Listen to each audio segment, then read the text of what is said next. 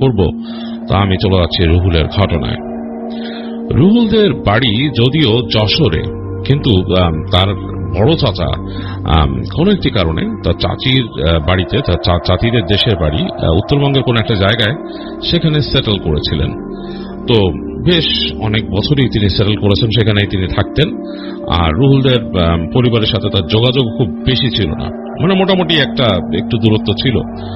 তো রুহুল দেখেছে তার স্কুল লাইফ থেকে চাচাকে কম দেখেছে। তো তার যখন নাকি এসএসসি শেষ হলো, এইচএসসি শেষ হলো, এর মধ্যে চাচার সাথে হঠাৎ দেখা হতো, তাদের বাড়িতে আসতো তখন। তো এইচএসসির পরে রুহুলের শুরু হয় বিভিন্ন জায়গায়, বিভিন্ন পাবলিক ইউনিভার্সিটিতে পরীক্ষা দেওয়া। তো তিনি সেটা করতেন, তিনি বিভিন্ন জায়গায় যেতেন তার ভর্তির জন্য, বিশ্ববিদ্যালয়ে ভর্তির জন্য তিনি চেষ্টা করতেন বিভিন্ন পাবলিক ইউনিভার্সিটিগুলোতে। তো এটা করতে করতে তিনি হাঁপিয়ে উঠেছিলেন এবং তিনি মোটামুটি সব জায়গায় অ্যাটেন্ড করে তিনি তখন বেশ একটা হেক্টিক সময় কাটাচ্ছিলেন, তার মন মানসিকতা বিক্ষিপ্ত হয়ে গেছে। তো এরকম একটা সময় তার চাচা তাদের বাড়িতে এলেন এবং তাকে বললেন যে, আমার বাড়িতে তো কখনো যাস নাই, তুই ছোটবেলায় গেছিলি একবার, এরপর তো যাস নাই, চল আমাদের বাড়িতে বেড়াতে চল। তো চাচার কথায় তিনি একটু কনফিউজড হয়ে গেলেন, যেহেতু চাচার সাথে যে তার খুব একটা মানে ভালো বন্ড আছে তা না, বাট ভালো লাগতো চাচাকে। তো চাচা যখন বলল, তিনি তার প্যারেন্টস এর অনুমতি নিলেন। প্যারেন্টস বলল, আচ্ছা যাও চাচার বাড়ি ঘুরে আসো। উত্তরবঙ্গের একটি জেলা, যেটা বললাম যে সঙ্গত কারণে তিনি বলতে চাচ্ছেন না জায়গার নাম। তো সেখানে রুহুল চলে গেল তার চাচার সাথে। তো চাচার সাথে গিয়ে চাচার যেই বাড়ি, যেখানে চাচা বাড়ি করেছে, বেশ ভালো লাগলো। চাচাতো ভাই বোনদের সাথে তার খুব বেশি সখ্যতা আছে তা না, অল্প স্বল্প দেখা হয়েছে। তাদের সাথেও মানে গল্প গুজব করে বেশ ভালোই সময় কাটছিল রুহুলের, এবং দেখছিল সেই জায়গাটা, এবং বেশ পুরনো একটা অঞ্চল সেই জায়গায় তিনি গিয়েছেন। চাচা যেখানে বাড়ি করেছেন জায়গাটা বেশ পুরনো একটা জায়গা, মানে অনেক দিনের পুরনো ঐতিহ্যবাহী জায়গা, এবং সেই শত শত বছরের ইতিহাস আছে সেখানকার। তো ঘুরে বেড়াচ্ছিল রুহুল, অনেক কিছু দেখেছে। তো বিভিন্ন রকম গল্প গুজবে তাদের সময় কাটছিল, বিভিন্ন ফান থিং, যে মানে মজার জিনিসগুলো করছিল। শীত তখন পড়া শুরু হয়েছে এবং শীত পড়াতে খেজুরের রস মানুষ কালেক্ট করছে, এরকমের একটা ব্যাপার। তো এর মাঝেই রুহুলের কাজিন, মানে বড় কাজিন যেটা, মানে একেবারে রুহুলের বয়সী যে প্রায়, সে বলল যে, ভাই আমাদের এখানে তো যেটা আমরা করি, এখানে আমাদের নদীর একটা অংশ আছে, সেই অংশে অনেক পাখি পড়ে রাতের বেলা আসে এখানে, এবং মানে খুব মানে মজা হয়, আমরা সেগুলো ধরি। তো রুহুল বলতেছে, কিভাবে, তোমরা কি শিকার করো? বলে, না না, আসলে শিকার না, মানে ওইরকম না, কারণ আমরা তো সব ইয়াং ছেলে পেলে, আমাদের কাছে তো আর বন্দুক টন্দুক নাই। আর এই পাখি রাতের বেলা এসে নেমে এখান থেকে অনেক চলাফেরা করে, অনেক ঝাঁকে ঝাঁকে পাখি থাকে, এবং পরবর্তীতে নদীতে যায়, নদীতে যেও তারা মাছ টাছ খায়, এরকম আর কি। পাশে জঙ্গল আছে, বেশ বড় গাছগাছালি, বিশাল অবস্থা। তো ওইখানে পাখিগুলা থাকে। তো আমরা যেটা করি, আমরা জাল বিছাই, জাল বিছায় মানে তারা ধরে, সেই পাখি ধরে, এবং সেটা ধরার তারা বর্ণনা দিয়েছে, সেটা আমি বলছি না। যাই হোক, কোনোভাবে তারা যখন নাকি পাখিগুলো ওই খোলা জায়গায় থাকে, তখন তারা ধরে, কোনোভাবে ফাঁদ পেতে সেগুলোকে ধরে। তো যাই হোক, রুহুল খুব ইন্টারেস্টেড হয়। আসলে ওই সময়ের মানুষ, আসলে ওই সময় বলতে আমি বলছি যে 2000 সাল যে খুব বেশি পুরনো তা না, বাট ওই সময়ও মানুষ অনেক এই ধরনের ব্যাপার স্যাপারে আনন্দ মজা পেত, কারণ মানুষের অ্যাক্টিভিটিস গুলো অনেকটাই দেখা যেত যে কিছুটা সীমাবদ্ধ ছিল, কারণ ইন্টারনেট এত ব্যাপ্তি ছিল না ওই সময়, হয়তো কেবল ধরা দিচ্ছে ইন্টারনেট, এরকম একটা অবস্থা। তো আর ঢাকার বাইরের অঞ্চলগুলোতে তো একদমই মোটামুটি তখন বলতে গেলে যে খুব বেশি কোনো অ্যাক্টিভিটিসই নাই, বিদ্যুৎও যে সব সময় থাকতো সেরকম না। তো যাই হোক, তাদের কাছে এগুলো খুব অ্যাডভেঞ্চারের ব্যাপার স্যাপার ছিল। তো রুহুল মানে এটাতে খুব আগ্রহ পায় চাচাতো ভাইদের সাথে, যে আচ্ছা ঠিক আছে, যাওয়া যায়, দেখা যায়, যদিও সেটার পক্ষপাতী নাই পাখি টাকি ধরার। তো তারপরও সে খুব আগ্রহ পায়। তো চাচাতো ভাইরা বলে, তোমাকে নিয়ে যাব। তো তারপর দিন সন্ধ্যায় তার চাচাতো ভাই তাকে এসে বলতেছে যে, চলো আমরা আজকেই যাব, আমরা সবাই মিলে প্ল্যান করছি। তো তার চাচাতো ভাই 2 জন, আর তার সাথে তাদের কাজিন ছিল 2 জন, মানে টোটাল 4 জন। তাকে রুহুলকে বলে যেতে। তো রুহুল তাদের সাথে তার মতো প্রিপেয়ার্ড হয়ে বের হয়ে যায়। তো বের হয়ে চারজন হেঁটে যাচ্ছে বাসা থেকে বের হয়ে। আসলে সেই সময়কার গ্রামে বিদ্যুৎ কিন্তু তেমন ছিল না। বের হয়ে একটু পরে দেখে যে একদম মানে রাস্তা নর্মাল যে গ্রামের রাস্তা, সেটা তো হেঁটে যাচ্ছে, দুই পাশে গাছ, আকাশে একটা চাঁদ আছে, সেই চাঁদের আলো এসে পড়ছে। তো হেঁটে যেতে যেতে মানে তারা গল্প করতেছে, বিভিন্ন রকমের গল্প। তো তার চাচাতো ভাই বলতেছে যে গ্রামে কিন্তু মাঝে মাঝে ডাকাত পড়ে, এইটা হয় ওইটা হয়, আর আমাদের এখানে তো পুরন জায়গা, এখানে অনেক অন্যরকম ব্যাপার স্যাপার আছে, খুব মানে মিস্টিক জায়গাটা, রহস্যময়। তো রুহুল জিজ্ঞেস করতেছে রহস্যময় কি আছে?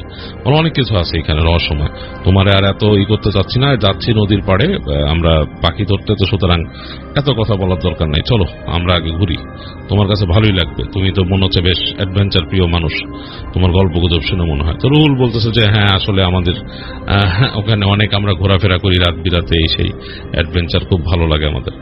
যাই হোক, এই গল্প করতে করতে তার এগিয়ে যাচ্ছে। তো এরকম সোজা গিয়ে একটা রাস্তা ছিল ডানে, সেটা মোড় নিল, মোড় নিয়ে তারা একদম সোজা যাচ্ছে। এইবার দেখতেছে রুহুল যে পাশে একদম বিস্তীর্ণ ক্ষেত, বিশাল ফসলের মাঠ, এবং সেই ফসলের মাঠ শীত পড়াতে মানে হালকা হালকা শীত পড়াতে পুরা কুয়াশায় ঢেকে গেছে। দেখা যাচ্ছে যে কুয়াশায় ছেয়ে আছে, মাটি থেকে প্রায় 1-2 হাত পর্যন্ত শুধু কুয়াশা, এবং একটা অদ্ভুত পরিবেশ। মাঝে মাঝে তাল গাছ দাঁড়ায় আছে, তাল গাছের মাথাগুলো বেশ ভয়ঙ্কর লাগতেছে, কেমন জানি মনে হচ্ছে যে কুয়াশার মধ্যে থেকে কোনো দানব দাঁড়ায় আছে। এর মাঝে বড় বড় গাছগুলো, যেগুলো ঝাঁকড়া গাছ, সেগুলো অন্যরকম লাগতেছে। একেবারেই তারা কিন্তু মোটামুটি যে লোকালয় থেকে দূরে সরে আসছে। তো সামনে যে দেখা যাচ্ছে যে একটা মানে এরকম নিচু হয়ে মানে হঠাৎ করে একটা জায়গা, সেখানে একটা ফিতার মতো ওখানে চকচক করা শুরু করছে চাঁদের আলো পড়ে। তো বুঝলো যে ওইটাই নদী, নদীর এক অংশে দেখা যাচ্ছে। আর তারা আছে একটু হাইল্যান্ডে, মানে রাস্তা থেকে মানে নদী থেকে একটু উপরে রাস্তা, সেখানে। তো হাঁটতে হাঁটতে এক সময় নদী আরো দৃষ্টিগোচর হলো, দেখা গেল, এবং যেই নদীর যেই অংশটাতে তার সেই কাজিন এবং তার কাজিনরা একসাথে গেল, সেই জায়গাটা বেশ চাপা, এবং এই জায়গাতে এরকম বাঁক নিয়ে গেছে, এবং সেই জায়গাটার পাশে দেখলো যে অনেক গাছগাছালি, এবং তার পাশে আসলেই এই রাস্তার উঁচু অংশ থেকে দেখা যাচ্ছে বিশাল একটা জঙ্গলের মতো, মানে ঘন জঙ্গলের মতো গাছগাছালি ব্যাপকভাবে হয়ে আছে। তো বলতেছে যে ওই জায়গায় আমরা যাব, খোলা জায়গাটুকু ওই জায়গাটায়। তো বলতেছে যে তবে শব্দ করা যাবে না, আস্তে আস্তে পার দিয়ে আমরা যাব, চলো। তো রুহুল তাদের সাথে হাঁটতেছে, এবং রুহুল এইবার কিন্তু একটু অ্যাডভেঞ্চার ফিল করতেছে, ভালো লাগতেছে তার কাছে, মনে হচ্ছে আসলেই কোন একটা কাজে আসা হয়েছে এখানে। তো হাঁটতে হাঁটতে যখন বের হয়ে গেছে, তারা মূল যেই রাস্তার থেকে নেমে গেছে সেই ফাঁকা অংশের কাছাকাছি আসতেছে, দুই পাশে গাছগাছালি, রাতের নিঃশব্দ ভেদ করে বিভিন্ন রকম জন্তু জানোয়ার, পাখি বা এরকম রাতের বেলা যে নিশাচর প্রাণীর ডাক শুনতে পাচ্ছে কিন্তু রুহুল। এবং সে তার কাজিনকে জিজ্ঞেস করলো যে এখানে অনেক রকম ডাক শুনতে পাচ্ছি প্রাণীর।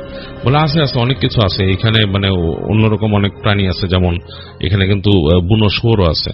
তো তুমি হয়তো জানো না, হঠাৎ হঠাৎ বের হয়ে আসে এরকম। তো এটা আছে, আমরা অনেকে দেখছি বাগডাস আছে এখানে, তো বাগডাসও আছে, অনেক কিছু আছে। তো এরকম কোনটা কি ডাকে এটা বোঝাও যায় না, চুপচাপ আসো। তো হাঁটতে হাঁটতে যাচ্ছে, আবার বলতেছে যে একটু সাবধান, এখন তো শীত পড়তেছে, এখন কিন্তু ওই সাপ ঢুকে গেছে গর্তে, তারপরও সাবধানে থাকার দরকার, একটু সাবধানে চলাফেরা করবা। তো এইসব চিন্তা করেই রুহুল যাচ্ছে তার কাজিনদের সাথে, এবং দেখতেছে যে চাঁদের আলো পড়ে অসাধারণ লাগতেছে। এখন নদী হচ্ছে তারা যেখানে আছে সেখান থেকে নদী একদম দেখা যাচ্ছে, বেশ মানে স্রোতটা বেশ হালকা হয়ে এখান থেকে ঢুকে গেছে, এবং এই নদীটাই নাকি পরে বের হয়ে বড় একটা জায়গায় পড়ছে, বড় নদীতে পড়ছে আর কি।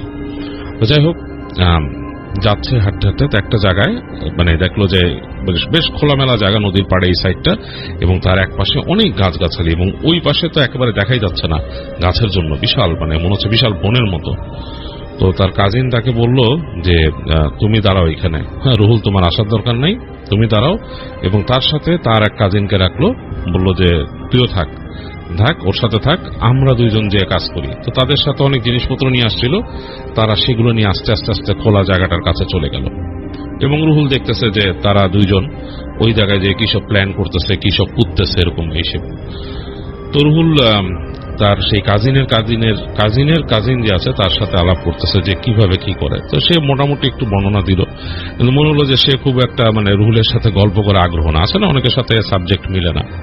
তো সে রুহুলকে বললো কি যে এক কাজ করো, তুমি দাঁড়াও, আমি আসতেছি, ওদের সাথে যে আসি, পারবা না একা কিছুক্ষণ থাকতে? দাঁড়াইতে বলে হ্যাঁ হ্যাঁ, রুহুল বলে কোনো অসুবিধা নেই। তো রুহুল তাদের যেতে দিল। রুহুল আস্তে করে ওখানে হেঁটে গিয়ে ওই মাটির একটু উঁচু অংশ ছিল সেখানে বসে পড়লো। বসে পড়ে সে দেখতেছে দূর থেকে ওদের ফিসফিস মানে কথাবার্তা দূর থেকে আসতেছে, যে ফিসফিসের মতো হয়ে যাচ্ছে প্রায়, একটা দেখা যায় হালকা শব্দ শোনা যায় না, আর ঠিকই সেই গাছগাছালির মধ্যে থেকে ঝিঝি পোকার স্ট্রং ডাক আসতেছে, এবং মানে অন্যরকম একটা পরিবেশ। তো মানে বেশ অবাক করা একটা পরিবেশ অন্যরকম। এর মধ্যে হঠাৎ করে রুহুল দেখলো যে দূরে মানে পটপট পটপট করে পাতা মানে ডানা ঝাপড়ানোর শব্দ।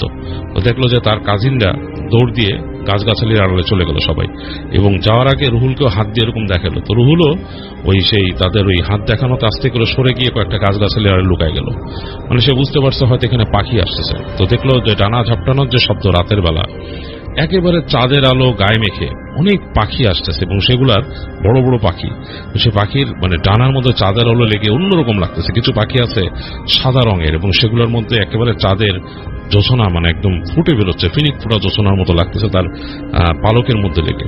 দেখলো যে সবগুলো এসে সেই নদীর পাড়ে বসলো এবং ছেয়ে গেল। কিছু আছে নদীর সাইডে চলে গেল একেবারে।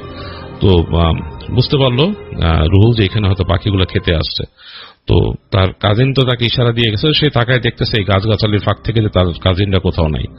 তো সে যেখানটা দাঁড়ায় আছে তার আশেপাশে কিন্তু অনেক গাছ, মানে বড় বড় গাছ, এবং জোছনা সে গাছের পাতার ফাঁক দিয়ে ঢুকতেছে ওখানে স্কাইলিকের মতো।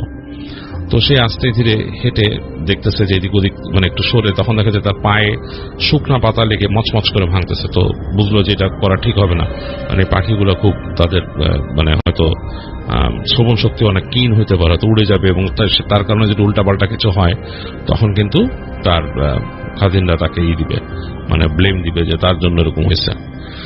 তো যাই হোক, সে খুব চুপচাপ দাঁড়া রাখলো। কতক্ষণ দাঁড়া আছে বলতে পারবে না। এর মাঝে এসে কিন্তু তার কাজিনদের কোনো শব্দ শুনতেছে না, একদম নৈশব্দ, এই রাতের যে নৈশব্দের শব্দ সেটা। এর মাঝে সে ফিল করলো যে শীতটা বাড়তেছে, বেশ শীত পড়ে যাচ্ছে, এবং সে হঠাৎ করে তাকায় দেখলো কুয়াশায় ছেয়ে গেছে চারপাশ আরো বেশি, মানে ব্যাপক রকম কুয়াশায় ছেয়ে গেছে। মানে তার যে গাছগাছালি সে দেখতেছিল একটু ফাঁকে ফাঁকে ফাঁকা আছে, ওইসব জায়গার ফাঁকা নাই, কুয়াশা ছেয়ে গেছে, এবং সামনের যতটুকু অংশ তার দৃষ্টিগোচর ছিল সেটাও কুয়াশায় ছেয়ে গেছে। তো অন্যরকম লাগা শুরু করলো তার কাছে। হঠাৎ করে সে একটা শব্দ পাইল, মানে শব্দটা এরকম মনে হচ্ছে যে পায়ে নুপুর পরে যদি কোনো মেয়ে হাঁটে সেরকম শব্দ। তো রুহুলের কাছে একটু অস্বস্তি লাগলো যে এই রাতের বেলা পায়ে নুপুর পরে কে হাঁটবে, এবং এই গাছগাছালির মধ্যে মানে শব্দ আসছে কিন্তু তার পেছন থেকে, মানে মনে হচ্ছে বেশ খানিকটা পেছনে, মানে তার থেকে 20-25 ফিট দূরে কেউ পায়ে নুপুর পরে হাঁটতেছে। তো তার কাছে একটু অন্যরকম লাগলো, এই রাতের বেলা এটা কি আসলেই কোনো এই শব্দ, নাকি কোনো নিশাচর প্রাণী বা পাখি ডাকতেছে, পাখি ডাকতেছে বা প্রাণীর শব্দ এরকম, আমি কি কনফিউজড হয়ে গেলাম নাকি? কয়েক সেকেন্ড সে চিন্তা করছে, তারপর সে স্পষ্ট বুঝতে পারলো না, এটা তো কাইন্ড অফ লাইক পায়ের মধ্যে মল ঠিক না, নুপুর যদি থাকে হালকা ছোট ছোট বেল যেগুলোর মধ্যে, সেগুলো যদি হালকা চিৎচিৎ করে সেরকম শব্দটা, খুব মানে একেবারে মলের মতো না, বাট সেরকম মানে ছোট ছোট বলের যদি নুপুর হয় সেরকম একটা শব্দ, লাইক হালকা চিন চিন চিন চিন শব্দ করতেছে, মনে হচ্ছে নড়াচড়া করতেছে, এবং নড়াচড়া করলে তো সে আসলে খুব কিউরিয়াস হয়ে ফট করে পেছনে তাকালো রুহুল। তো তাকায় সে দেখতেছে যে সেই স্কাইলিক কিন্তু ঠিকই আছে, ওপর থেকে আলো নামতেছে চাঁদের, কিন্তু চারিপাশে খুব ভালো দেখা যাচ্ছে না কুয়াশার কারণে, একেবারেই কুয়াশার মতো।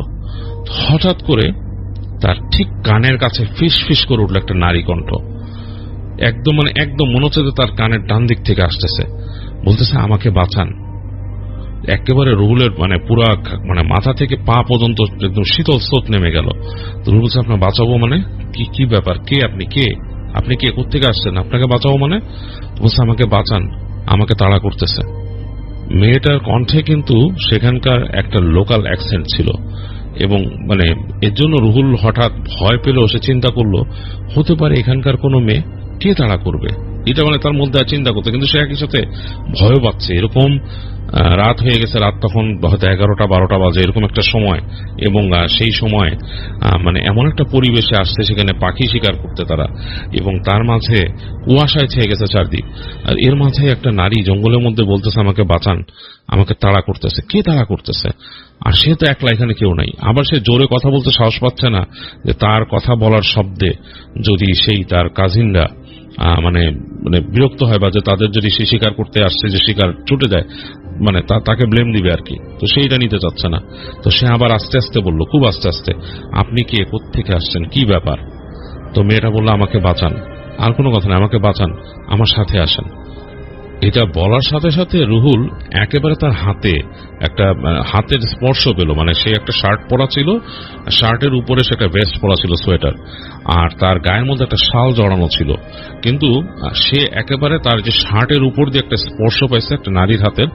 তো সেই স্পর্শটা সে বুঝতে পারছে যে ঠান্ডা, হাতটা ঠান্ডা, শার্টের উপর দিয়ে ঠান্ডা লাগছে, এবং সেই হাতে নখ আছে এটাও সে বুঝতে পারছে, এবং তাকে ধরে মনে টান দিল। তো রুহুল আস্তে করে কোনো কথা না বলে ঘুরে গেল, ঘুরে সে কোনো নারীকে দেখলো না, দেখলো যে তার হাতটা যে ধরছিল ছেড়ে দিছে। সে বুঝতে পারতেছে তার থেকে একটু সামনে এই কুয়াশা কাটানো একটা অবয়ব, এবং অবয়বটা কোনো নারীরই হবে, কারণ যেরকম ভাবে দাঁড়ায় আছে নারীর মতোই, চুল ছেড়ে দিয়ে বা চুল মানে খোলা থাকলে একটা নারী যেভাবে দাঁড়ায় থাকে সেরকম নারীটা হাঁটা শুরু করলো, পেছন দিক থেকে সে দেখতেছে। তো রুহুল খুবই অস্বস্তিতে পড়ে সেই নারীটাকে ফলো করা শুরু করলো, পিছনে পিছনে যাওয়া শুরু করলো, এবং গাছগাছালির মধ্যে দিয়ে মেয়েটা হাঁটতেছে, দুই পাশে কুয়াশা। রুহুলের কিন্তু খেয়ালও নাই যে তার কাজিনটা কোথায় বা কি, বা সে কাউকে ডাক দিবে, কারণ সে জোরে কথা বলতে ভয় পাচ্ছিল ওইখানে যে পাখিগুলো যদি উড়ে যায়। তো সে নারীটার পিছনে পিছনে হাঁটতেছে, এবং বেশ খানিকটা হাঁটার পর সে চিন্তা করলো আমি কই যাচ্ছি। তো সে আবার প্রায় ফিসফিস করে, ফিসফিসের থেকে একটু জোরে জিজ্ঞেস করলো আপনি কে, আমারে কই নিয়ে যাচ্ছেন, আমি তো আপনাকে চিনি না, আপনি কোথায় নিয়ে যাচ্ছেন। তো সেই মেয়েটা সামনের থেকে তাকে বলতেছে, মানে হিস করে বলতেছে, চুপ, শব্দ না, আমার সাথে আসেন, আপনাকে ধরবে, আসেন। তো সে বলছে আমাকে ধরবে, সে মানে একদম মানে অন্যরকম হয়ে গেছে। রুহুল বলে আমাকে কে ধরবে, মেয়েটা আবার তাকে বলছে হিস, মানে এরকম শো শো করে চুপ করাচ্ছে। তো রুহুল ওই মেয়ের পিছিয়ে পিছিয়ে হাঁটতেছে। অনেক দূর হাঁটার পরে দেখলো যে একটা খোলা জায়গা আসছে, তারা খোলা জায়গাটা হচ্ছে গাছগাছালি থেকে বের হয়ে আসছে, চারিপাশে গাছ ছিল যে গাছ থেকে বের হয়ে আসছে, এবং একটা মোটামুটি ফাঁকা জায়গা সামনে, এবং যে ফাঁকা জায়গাটা চাঁদের আলোতে পড়ে একদম উজ্জ্বল হয়ে আছে, কিন্তু কুয়াশা অনেকখানি ঢেকে গেছে সেই জায়গায়, এবং সে বুঝতে পারতেছে কুয়াশা ঢাকা জায়গার মধ্যে কয়েকটা রুইন, মানে ভাঙা চূড়া কোনো মানে কি বলে কোনো স্থাপনা যদি থাকে সেগুলা, সে চাঁদের আলোতে যে স্থাপনা, এবং কিছু ছোট ছোট একটা জায়গায় দেখলো ছোট ছোট কয়েকটা নাম ফলক আছে, মনে হচ্ছে যে মানে লাইক টুমস্টোন যেরকম থাকে সেরকম। এবং এই যে মেয়েটা সে কিন্তু বের হয়ে আসছে তার সাথে, কিন্তু হেঁটে চলে গেছে একটা রুইনের পাশে, এবং তাকে তখন দেখা যাচ্ছে কুয়াশা ছাওয়া জায়গায় রুইনের সাথে দাঁড়ানো একটা অবয়ব, সে কিন্তু স্পষ্ট এখনো দেখতেছে না। তো রুহুল এখান থেকে বলল যে আপনি কি, আমাকে এখানে কেন আনছেন। হঠাৎ করে রুহুল শব্দ পেল একটা ঘোড়ার, এবং ঘোড়া হঠাৎ করে যদি ডেকে উঠে যেরকম সেরকম একটা হেসা, এবং নাক দিয়ে জোরে ফোঁস ফোঁস করে ধোঁয়া বের করতেছে, এরকম মানে তার নিঃশ্বাস বেরোচ্ছে, নিঃশ্বাসের সাথে কুয়াশার মতো বের হয়ে যাচ্ছে, এরকম যে শব্দটা হয় সেরকম একটা শব্দ পেল রুহুল। তো রুহুল ফট করে তাকালো কোথায়, খেয়াল করলো যে এই যে দূরে যে টুমস্টোনের মতো জায়গাগুলো দেখছিল সেইখানে একটা ঘোড়া দাঁড়ায় আছে, ঘোড়াটার কোমর থেকে দেখা যাচ্ছে, বাকিটা নিচেটা কিন্তু কুয়াশায় ঢাকা, এবং ঘোড়াটা যে কালো এটা বোঝা যাচ্ছে চাঁদের আলোতে, কারণ খুব স্পষ্টভাবে তার কালো অবয়ব বোঝা যাচ্ছে, চকচক করতেছে, এবং তার উপরে একটা মানুষ বসা। খুবই আশ্চর্যজনক ভাবে মানুষটার মাথা নাই, এবং সেটা কিন্তু একটা কালো রঙের একটা আলখেল্লার মতো পরা এরকম। সেই ঘোড়াটা ওখানে দাঁড়ায় আছে, এবং সে পুরা শব্দ পেল, ঘোড়াটা যে একটা মানে শব্দ করলো নাক দিয়ে, যে তার মানে কুয়াশা বেরোলো, সে পুরো দেখলো এখান থেকে। তো রুহুল মানে থরথর করে কাঁপতেছে, সে চিন্তা করতেছে এটা কি দেখতেছি আমি, এটা কি আসলে বাস্তবে দেখতেছি নাকি অন্য কিছু। তো সে তাকাইলো যে ওই মেয়েটার দিকে, একবার তাকাইলো এক সেকেন্ডে, সে দেখলো যে মেয়েটা তাকায় আছে ঘোড়াটার দিকে, এবং তারপর দেখলো ঘোড়াটা সরাসরি দৌড়ে আসা শুরু করলো তার দিকে। রুহুল মানে এই কুয়াশার মধ্যে ছুটে আসতেছে তার দিকে। তো রুহুল দৌড় দিল, দৌড় দিয়ে সে কি করলো, মেয়েটার কাছে গেল, কিন্তু মেয়েটা তাকে চেপে ধরলো, হাতটা চেপে ধরে মেয়েটা আরেক দিকে চলে গেল তাকে নিয়ে। তো রুহুল খুবই মানে দিক বিদিক শূন্য হয়ে মেয়েটার পিছে ছুটতেছে, এবং তার কিছু খেয়াল নাই, গাছগাছালির মধ্যে ঢুকে গেছে। সে ঘোড়ার শব্দ পাচ্ছে, সেই ঘোড়া যে ডাকতেছে সেই মানে নাক দিয়েই করতেছে, এবং একটা হাঁপাচ্ছে ঘোড়াটা, যে মানে জোরে জোরে নিঃশ্বাস ফেলতেছে শব্দটাও সে পাচ্ছে, তার কোনো শব্দ নেই, ঘোড়ার খুরের শব্দ, নিঃশ্বাসের শব্দ বোঝা যাচ্ছে, তার আশপাশে যে কোথাও ঘোড়া দৌড়ে আসতেছে। প্রচন্ড রকমের ভয় পাইছে রুহুল, এবং এই ইন দ্য মিন টাইম মেয়েটা কিন্তু তাকে ছেড়ে দিছে, তাকে যে ধরে নিয়ে টান দিছিল ছেড়ে দিছে, এবং সে বুঝতে পারতেছে যে সে কিছুর পিছে দৌড়াচ্ছে, এবং সেই মেয়েটা খুব দ্রুতই ছুটে যাচ্ছে, রুহুলও ছুটতেছে পিছনে এবং ঘোড়ার শব্দটা আসতেছে। তো এরকম কতক্ষণ দৌড়াইছে বলতে পারবে না। রুহুলের এক সময় মানে একেবারেই দম শেষ হয়ে গেল। তো সে পায়ের সাথে একটা কিছু বাতাতে ছিটকায় সামনে পড়লো। তো এটা পড়ার সাথে সাথে সে চিৎকার করে উঠছে রুহুল, কারণ সে আসলে ব্যথাও পাইছে এবং চিৎকার শুনে সে তার খুব কাছ থেকে তার কাজিনের গলা শুনলো। তার মানে সে চিল্লা উঠলো যে এই কে, রুহুল নাকি? এরকম ধরে চিৎকার করে উঠছে তার কাজিন। তো সে বলতেছে আমি এখানে, আমি এখানে। রুহুল এখানে বলতে আমাকে আমার নিয়ে চলে, আমি এখানে। তো রুহুল মানে বুঝতে পারতেছে না সে কি করবে। সে বলছে আমি এখানে, আমি এখানে বলে চিৎকার করতেছে। তো হঠাৎ করে সে কানের কাছে শুনলো মেয়েটা বললো আমাকে বাঁচাইতে পারলি না। তাই বলে মেয়েটার শব্দ সে হারায় গেল, মানে আর শব্দ পেল না, ঘোড়ার শব্দ আর সে পাচ্ছে না। তো একটু পরে একটু শোরগোল শুনলো, দেখলো যে শোরগোলের মধ্যে থেকে মানে সব কয়েকজনের কথা, যে তার কাজিন এবং সাথের যে কাজিনের কাজিনরা তারা কয়েকজন এসে পড়ছে, হাতে হারিকেন আছে তাদের। তো হারিকেনের সেই টিম আলোয় মোটামুটি আলোকিত হচ্ছে জায়গাটা। তো তারা জিজ্ঞেস করলো রুহুলকে, একদম আলো ফেলেই দেখতেছে রুহুল পড়ে আছে মাটিতে এবং রুহুলের হাতে পায়ে মানে একদম ময়লা টলা লেগে গেছে এবং কুয়াশা যে ইটা। তো রুহুল উঠে বসলো। তারা কাজিন বলল যে তুমি এখানে কিভাবে আসলা? তোমারে তো আমরা ওইখানে রেখে আসছি, কত দূরে, তোমারে তো আমরা খুঁজেই পাচ্ছিলাম না, কি ভয়ের ব্যাপার স্যাপার। তোমার একটু কণ্ঠ শুনছিলাম আমরা, মনে হলো কার সাথে কথা বলতেছ। তারপর তো তোমাকে পেলামই না আমরা, খুঁজতে খুঁজতে একদম জান শেষ। তোমার নাম ধরে ডাকছি কতবার, কোনো শব্দ নাই। তো রুহুল উঠে বসে বলতেছে যে আমি তো একটা বিশাল বিপদে পড়ছিলাম, তার এরকম এরকম একটা ঘটনা। সে তার কাজিনকে বলল যে এরকম আমাকে এরকম এরকম। তো কাজিন তো একেবারে চক্ষু চড়ক গাছ হয়ে গেছে, জিভ কামড় দিচ্ছে, বলছে তুমি কোথায় আসছো, একদম কাছাকাছি চলে আসছো এই জায়গায়, চলো চলো চলো। তাড়াতাড়ি রুহুলকে উঠাইলো তারা, বললো যে হাত পা ঝাড়ো, পরিষ্কার করো, করে তাকে বাসার দিকে নিয়ে চললো তারা। একেবারে সাথে করে হাতে ধরে, কাজিন তার হাতে ধরে রাখছে। তো রুহুল বারবার বলছে হাত ছাড়ো, হাত ধরে রাখছো কেন, এটা কেমন কথা? মানে সে মানে একটু অকওয়ার্ড ফিল করতেছে। কাজিন বলে না, তোমার নিয়ে ভয় পাচ্ছি, খুবই খারাপ একটা অবস্থা, চলো চলো চলো। পুরা মানে মনে হলো রাস্তাতে তার কাজিনরা পুরা তার সাথে অন্যরকম আচরণ শুরু করলো। তারা কেমন যেন মনে হলো কনফিউজড বা তারা ভীত, এবং যাওয়ার পথে তারা এদিক ওদিক তাকাচ্ছে, যাওয়ার পথে এদিক ওদিক তাকাচ্ছে, এরকম একটা অবস্থা। খুবই একটা মানে অকওয়ার্ড সিন। রুহুলের কাছে মনে হচ্ছে যে পুরাই অকওয়ার্ড। এর মধ্যে শীত আরো বেড়ে গেছে এবং রুহুল যেসব জায়গায় ব্যথা পাইছে পড়ে, সব জায়গায় ব্যথাগুলো আরো বেশি করতেছে।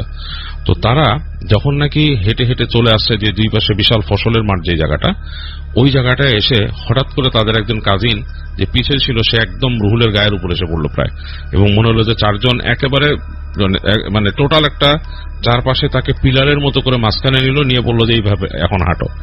তো বলতেছে কেন? বলে শুনছিস? তার কাজিন একটা একটা বলতে শুনছিস?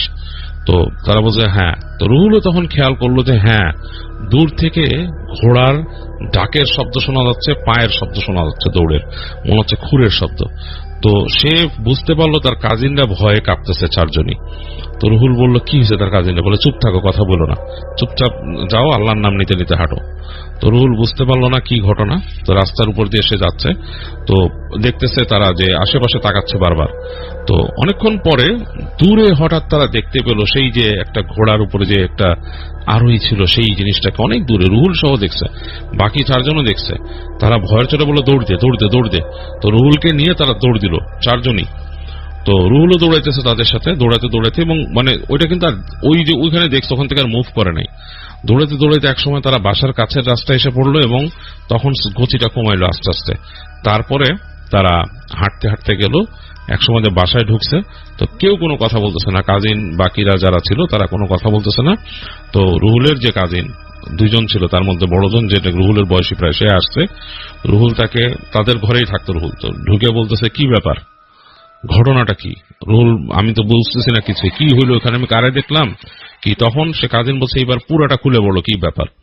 তো রুহুল পুরা ঘটনাটা বললো যে এরকম এরকম গেছি, আমাকে এরকম টেনে নিয়ে গেছে। তো তার কাজিন বলল এটা তো মানে আসলে ভালো কিছু না রুহুল, আমাদের এই জায়গা তোমার বলছি না অনেক রহস্যময় জায়গা, আমাদের এখানে অনেক পুরনো কুঠি আছে, প্রায় 200 বছর পুরনো কুঠি আছে এখানে, নীল কুঠি, এবং সেই কুঠিতে সাহেবরা এখানে খুব অত্যাচার করতো মানুষকে, এখানে খুব বেশি রকম অত্যাচার করতো, মানুষকে পিটাইতো, মারতো, যা করতো, মানুষ যারে খুশি ডাকাতিও করতো, এরকম ছিল। যার টাকা পয়সা এসে তো টাকা নিয়ে যেত, এবং তারপর তাদের চোখ পড়লো যে মানুষের কোন বাড়িতে সুন্দরী মেয়ে আছে তাদেরকেও তারা ধরে নিয়ে যেত, এবং একাধিকভাবে এই কাজগুলো করছিল, এবং করার পরে অনেক মেয়ে আছে বাসায় আত্মহত্যা করছেই করছে। তো এখনো নাকি মানুষ আমাদের এলাকায় মানুষ ওই মেয়েদের কান্না শুনে অনেকে দেখে, অনেকে এরকম রাত্রে বেলা ডাক ডাক দেয়, ডাক দিয়ে নিয়ে যায় এরকম। মানে ওখানে মানুষ বলে যে ওইখানে তাদের আত্মারা ঘোরাফেরা করে। তো তুমি এরকমই কিছু একটা দেখছো। আর ওই যে দেখছো ওই বেটা, ওই যে ওটা হচ্ছে একটা গলা কাটা সাহেব। কারণ এই সাহেবকে ওইখানের মানুষ মানে কয়েকজনের মধ্যে একজন যখন ছিল তখন তারে মানুষ যে ধরে নিয়ে তাকে মেরে ফেলছিল। মেরে ফেলে ওইখানে ওই যে পাথরের নিচে পুঁতে রাখছিল তারে। এখনো মানুষ বলতে পারে না কোথায়। তো পরে এটা নিয়ে অনেক হয়েছে, বিচার আচার হয়েছে, কিন্তু তারা ডিটেক্ট করতে পারেনি, খুঁজে পায়নি যে সাহেবরে কোথায় বুঝছিল। তো অনেকেই মানুষ দেখে যে গভীর রাত্রে এরকম বের হয়, এবং আশ্চর্যজনক ব্যাপার আজকে আমরা সবাই কিন্তু দেখছি গলাকাটা সাহেব।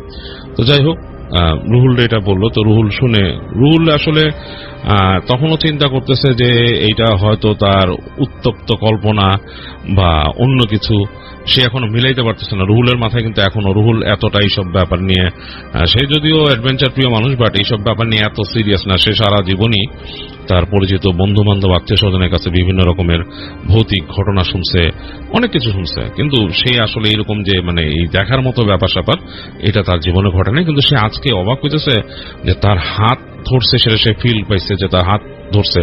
আবার সে একদম স্পষ্ট চোখে দেখছে এরকম ঘোড়ার উপর মানুষ বসা। এগুলো তার কাছে অবিশ্বাস্য লাগতেছিল। তো যাই হোক, সে তারপর, এবং তার কাজিনরা সবাই দেখছে, এটা এমন না যে সে একা দেখে ক্ষান্ত হয়েছে এটা।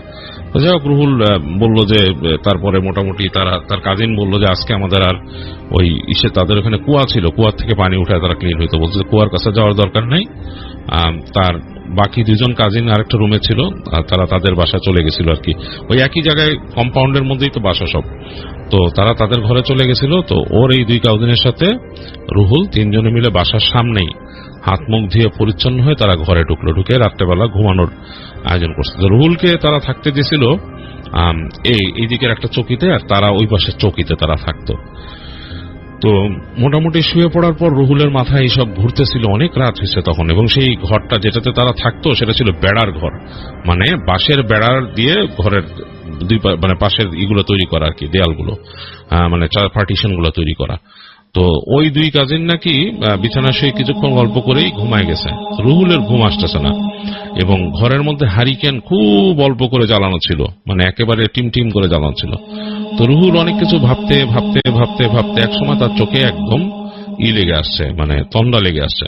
তো তন্দ্রার মধ্যে এমন একটা তন্দ্রা ভাব যে তার কাছে মনে হচ্ছে যে ঝাপসার মধ্যে হালকা আলো, এরকম একটা মানে লাগতেছে, পুরো ক্লিয়ার না। এর মাঝে হঠাৎ করে রুহুল খেয়াল করলো যে তপ করে হ্যারিকেনটা নিভে গেল। এটা তার কাছে মানে হঠাৎ সে বুঝতে পারছে হ্যারিকেন নিভে গেছে ঘরের। তো হ্যারিকেন নিভে গেছে সে চিন্তা করলো হ্যারিকেন তো এখানে বাতাস নাই কোনো, মানে বাতাসটা একেবারে মানে বাতাস নাই, ঘরের ভিতরে কোনো বাতাস নাই, বাইরে ঠান্ডা, এর মাঝে হ্যারিকেন কোত্থেকে নিভলো। এটা তার কাছে একটু অবাকই লাগলো। তখন কিন্তু তার চোখ খুলে গেছে, সে আর ঘুমে নাই। তো সে তাকায় বোঝার চেষ্টা করতেছে ব্যাপারটা কি। হঠাৎ করে সে মানে বুঝতে পারলো তার পায়ের কাছে, তখন তার আলো আধারিটা শুয়ে আসছে চোখে, কারণ যেহেতু বেড়ার ঘর দুই এক জায়গায় এখন ফাঁক ফোকর আছে, চাঁদের আলো হালকা আসতেছে ঘরের ভিতরে, কারণ সেগুলো নাকি বেড়ার ভেতরে পলিথিন টাইপের দিয়ে দেওয়া হতো আর কিছু একটা, যাতে নাকি বাতাসটা ওইভাবে পাস না করে, এইভাবে পার্টিশন গুলো হইতো, বা ডবল বেড়ার মাঝখানে দেওয়া হইতো এরকম কিছু। তো সেটার মধ্যে হালকা আলো ঢুকে রাতের বেলা, মানে খুব রাতে এরকম ঢুকে। এর মাঝে সে বুঝতে পারতেছে যে হালকা আলো আধারির মাঝে চোখ অন্ধকার শুয়ে আসছে তার পায়ের কাছে একটা অবয়ব, এবং সে অবয়বটা কালো কুচকুচা এরকম, মানে অন্ধকারের মধ্যে কালো, আর কিছু দেখা যাচ্ছে না। এবং সে বুঝতে পারলো যে সেটা কাইন্ড অফ লাইক হামাগুড়ি দিয়ে যেভাবে আসে সেইভাবে তার চৌকির পায়ের কাছ থেকে মাথাটা তার চৌকিতে উঠাই দিছে, এবং সে বুঝতে পারতেছে অবয়বের দুইটা হাত আছে, হাতগুলো কালো কুচকুচা, এবং মানে তার সারা শরীরের রোম দাঁড়ায় গেল। সে শুধু দেখতেছে একটা নিকষ কালো অন্ধকার কোন অবয়ব, যেটা বড় চুল, সেটা তার পায়ের কাছ দিয়ে আসতেছে, এসে তার দুই পা চেপে ধরল। রুহুল আসলে চিৎকার করবে না কিনা তার মুখ থেকে একটা শব্দ বেরিতেছিল না, সে ভয়ে মানে একেবারে ফ্রিজ হয়ে গেছে, তার দুই পা চেপে ধরল। এবং সে তখন শুনলো ওই যে অবয়বটাই ফিস ফিস করে তারা বলতেছে, কেমন জানি একটা মানে মানে ফ্যাস ফ্যাসে কণ্ঠ তার কানে আসছে, সেখানে বলছে আমাকে বাঁচাইতে পারলি না, আমাকে বাঁচাইতে পারলি না। তো রুহুল করছে কি চিৎকার করে উঠছে। সে আসলে তার এক সময় মানে সে মানে মানে পুরা স্থানু হয়ে যায়, সে হঠাৎ চিৎকার করে উঠছে প্রচন্ড জোরে। তো ওই চিৎকারে তার কাজিন গুলা লাফ দিয়ে উঠছে, এই কি হয়েছে।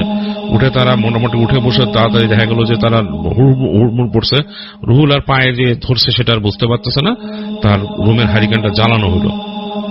তো কাজিন দুইটা হারিকেন জ্বালায় বলতেছে, কি হয়েছে রুহুল, কিভাবে কি হলো, যে এখানে কি তুমি চিৎকার করে উঠলো, ভয় পাইছো? রুহুল বলতেছে যে আসলে আমি ভয় পাইছি। কাজিনরা বললো কি হয়েছে? বলে যে এরকম এরকম ঘটনা। সে বলছে যে এরকম এরকম ঘটনা। কাজিনরা তো তার নিয়ে চিন্তায় বললো যে তোমার নিয়ে তো সমস্যা হয়ে যেতেছে। তো তার এক কাজিন এসেই বিছানায় শুলো আর রুহুলরে দিয়ে দিল আর এক কাজিনের সাথে, বলে তুমি এখানে শো। আর তারে শোয়াইলো বেড়ার পাশে, মানে বেড়ার যে দেয়াল আছে সেটার পাশে। তো দিয়া তারপর বলতেছে দোয়া পড়ে ফু দিয়ে ঘুমাও, এরকম তারা নিজেরা নিজের আলাপ করতেছে করে, কিন্তু তারা কেউই কিন্তু প্র্যাকটিসিং না। হ্যাঁ, প্র্যাকটিসিং না যে তারা মানে প্রতিনিয়ত নামাজ কালাম পড়ে, এরকম না। তো যাই হোক, হারিকেনটাকে আবার তারা ওই যে অল্প করে ডিম করে দিয়ে শুলো। তো সে দেখলো যে তার দুই কাজিনই আবারই ঘুমায় গেল, মানে এই যে শোয়ার কিছুক্ষণের মধ্যে ঘুমায় গেছে। সে তো জেগে আছে, রুহুল আর ঘুম আসতেছে, সে প্রচন্ড ভয় আছে, তার ভয় মনের মধ্যে দানা বাঁধছে এবং বুক দূর দূর করতেছে। সে মনে মনে তখন যতটুকু দোয়া দুরুদ মনে পড়তেছে। তো অনেকক্ষণ হয়ে গেছে, রুহুল ঘুমায় গেছে প্রায়, তার ঘুম চোখ লেগে আসছিল। এই সময় সে হঠাৎ করে ফিল করছে যে তার শরীরে একটা টাচ, মানে শরীরে টাচ মানে যে তাকে যে স্পর্শ করছিল আগে, ঠিক জাস্ট লাইক দ্যাট। এবং তার গায়ে ছিল মোটা কাঁথা, মানে সেই কাঁথার ভেতর দিয়ে সে তাকে কেউ টাচ করছে হাতের মধ্যে। এবং তার হাতটা ডান হাত, যেটা নাকি ছিল তার মানে বেড়ার দেয়ালের পাশে। সে প্রচন্ড ভয়ে সে তাড়াতাড়ি ধাক্কা দিয়ে তার কাজিনকে উঠেছে, এবং তার কাজিন যখন তাকে উঠছে তখন তাকে একটা আঁচড় দিয়ে হাতটা চলে গেছে, এখান থেকে জ্বলে উঠছে হাতটা। তো সে তার কাজিনকে উঠায় বললো যে কাজিন দেখা গেছে চোখে ঘুম নিয়ে ক্লান্তি উঠে, বলছে কি ব্যাপার? তো রুহুল বলতেছে যে এরকম এরকম কথা আমাকে খামচি দিছে। তো তার কাজিন তারে বললো এই পাশে এসে শো। তো রুহুল বলছে আমি আর শুবো না ভাই, আমি হারিকেন জ্বালায় বসে থাকবো। এবং সে ভোর পর্যন্ত রুহুল উঠে হারিকেনটা বাড়াই দিয়ে একদম কাজিনকে বলে তুমি শুয়ে থাকো। তার কাজিন অনেকক্ষণ তার সাথে জেগে থাকার চেষ্টা করে পরে ঘুমায় গেছে। রুহুল হারিকেন জ্বালায় দোয়া পড়তেছিল বসে বসে। তো তার কাছে একটা বিভীষিকাময় রাত ছিল, রাতটা পার হয়েছে। তো সে সকালে উঠেই সে সোজাসুজি গেছে তার চাচার কাছে, খুঁজে বের করে বলছে যে আমি চলে যেতে চাচ্ছি বাড়িতে। চাচা বলে কেন? বলে যে না একটু সমস্যা হয়েছে। তো চাচা বলে কি সমস্যা হয়েছে? সে বলতে চায় না। পরে সে চিন্তা করলো চাচারে না বললে আবার চাচা কি ভাববে। তো চাচারে বলে যে আমি কালকে রাত্রে এরকম ভয় পাইছিলাম, এই সেই হ্যানতেন। তো চাচা তখন বলে যে আচ্ছা তুমি ভয় পাইছো, এটা ব্যবস্থা করতেছি আমরা, তুমি এইভাবে তো আর হয় না, তুমি বাড়ি চলে যাবো, এটা কেমন করে? সে বলে না আমি বাড়ি চলে যাবো। চাচার অনেক বোঝায় সোজায়, সে বলে যে আমি থাকবো না। তো সে ওখান থেকে ব্যাক করে। তো রুহুল ওখান থেকে ব্যাক করে তাদের বাড়ি চলে আসে, উইচ ইজ ইন যশোরে চলে আসে। তো যশোরে আসার পরে তাদের বাড়িটা ছিল একটা পাকা বাড়ি আর কি, এবং অনেক পুরনো একটা বাড়ি। রুহুলের মানে বাবা কিনছিল সেখানে, বেশ পুরনো বাড়ি, এবং সেটার বাড়িঘর মানে বেশ পুরনো একটা দালান আর কি।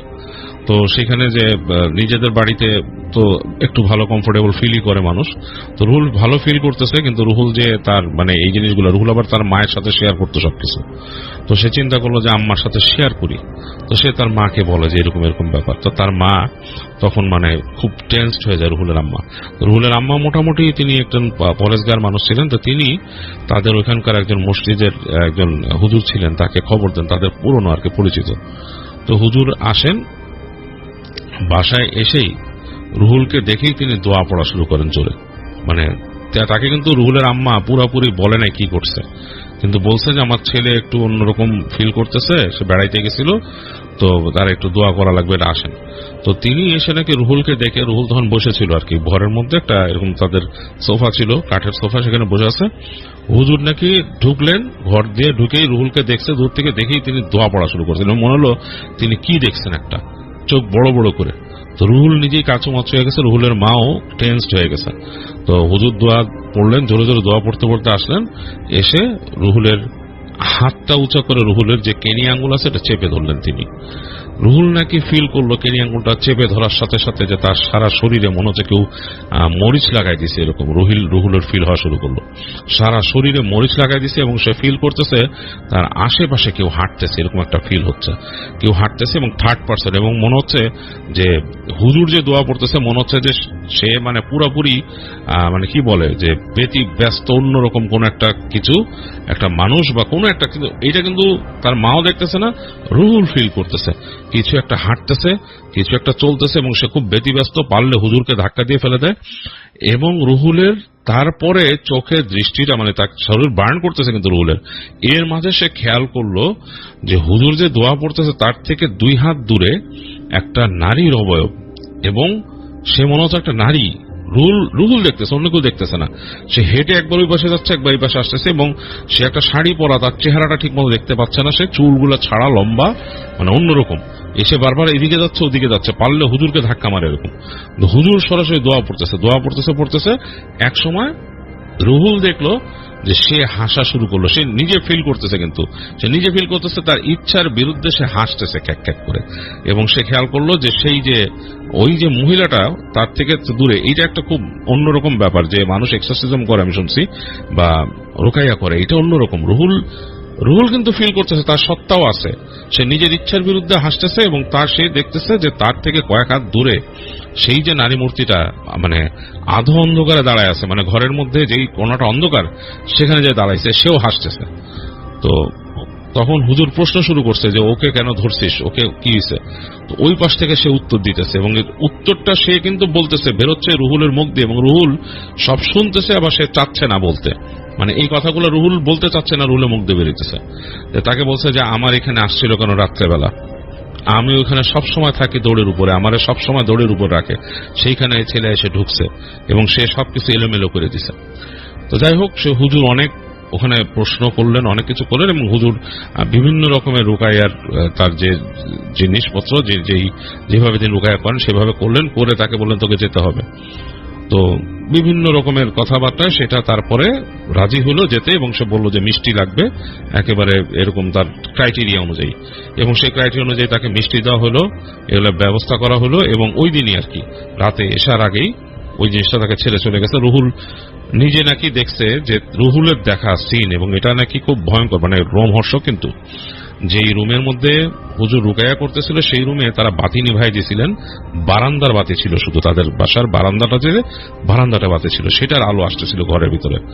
রুহুল নাকি দেখছে অন্ধকার থেকে বের হয়ে একটা নারী, একদম স্পষ্ট দেখছে একটা নারী সে, এবং সেটা একটা এক পাচা শাড়ি পরা একটা নারী, চুলগুলো ছাড়া, ঘুরে নাকি তার দিকে তাকায়, বেশ কৃষ্ণবর্ণের গায়ের রং, আর চেহারা সুশ্রী, চেহারার যে আদল খুব সুশ্রী, তার দিকে তাকায়, হাসতে হাসতে দাঁত বের করে হেঁটে ঘর থেকে বের হয়ে গেছে। এবং সে হাসিটা এত ভয়ঙ্কর ছিল, মানে কোনো কুৎসিত হাসি না, সেই মুখে এমন একটা হাসি ছিল বেশ ভয়ঙ্কর। রুহুলের নাকি ভয় লাগতেছিল তখন, এবং সে দেখলো যে তার দিকে হাসতে হাসতে বের হয়ে গেল। কিন্তু এইটা কিন্তু রুহুল দেখছে, আর সম্ভবত সেই যে ইমাম সাহেব বা হুজুর দেখছেন, কিন্তু অন্য কেউ দেখেন নাই। যাই হোক, রুহুল দেখতে চলে গেল, এবং আসলে চলে যাওয়ার পরপরই ইমাম সাহেব তিনি তার দোয়াটা থামাইলেন, এবং তিনি হাঁপাচ্ছেন। তিনি তখন রুহুলের বাসার মানুষদেরকে বললেন, তার মাকে বললেন বাতি জ্বালাইতে রুমে। বারান্দার আলো থেকে এখন পুরোপুরি রুমটা আলোকিত হলো। তিনি রুহুলের চোখের দিকে দেখলেন ভালো করে, এবং দোয়া পড়লেন, দোয়া পড়ে দিলেন রুহুলকে একটা দোয়া পড়া তাবিজ, বললেন যে আমি এটা দেই না, কিন্তু ওকে এটার থেকে রাখার জন্য দিলাম। তো একটা পাকা চামড়ার মধ্যে ভরে, বললো যেটা যাতে এক্সপোজে না আসে, মানে এই তাবিজটা যেটা বাইরে না আসে, এটার মধ্যে কালাম আছে, আল্লাহর কালাম আছে, সেটা নিয়ে তাকে সেই চামড়ার তাবিজটার মধ্যে ভরে তাকে পরায় দিল। বললো যে এটা থাক, মোটামুটি বেশ যতদিন তার প্রভাব না যাবে, যতদিন বিয়ে শাদী না করবে, যতদিন তার সাথে থাকে এটা, আর নাপাক অবস্থায় যেন এটার কখনোই না হয়, এই চামড়ার এটার ভিতর থেকে যাতে না বের হয়, আর চেষ্টা করবো পাক পবিত্র থাকতে। এবং রুহুলকে অনেক ইনস্ট্রাকশন দিলেন, দোয়া দরুদ পড়তে ইত্যাদি ইত্যাদি। এরকম করে বাসায় রাখলেন, বাসাটাকে ভালো মতন বন্ধ করলেন। তার মাকে বললেন, রুহুলের মাকে, যে ছেলেকে যখন তখন বাইরে যেতে দিবেন না, এলোমেলো সময়, আর এই যে এদিক ওদিক যায় এটা যেতে দিবেন না। ওর উপরে খারাপ কিছু ভর করছিল, যে খারাপ জিনিসটা ভর করছে তাকে, সে যেখানে বেড়াইতে গেছিল সেখান থেকে, এবং সেই জায়গায় এটা ছিল, সে খোলা প্রান্তরে গেছিল এমন জায়গায় যেখান থেকে তাকে ধরছিল। যাই হুজুর এগুলো বুঝে টুঝাই দিয়ে বলে যে রুহুলকে, মানে ওই সময় তিনি ক্লিয়ার করে দেন।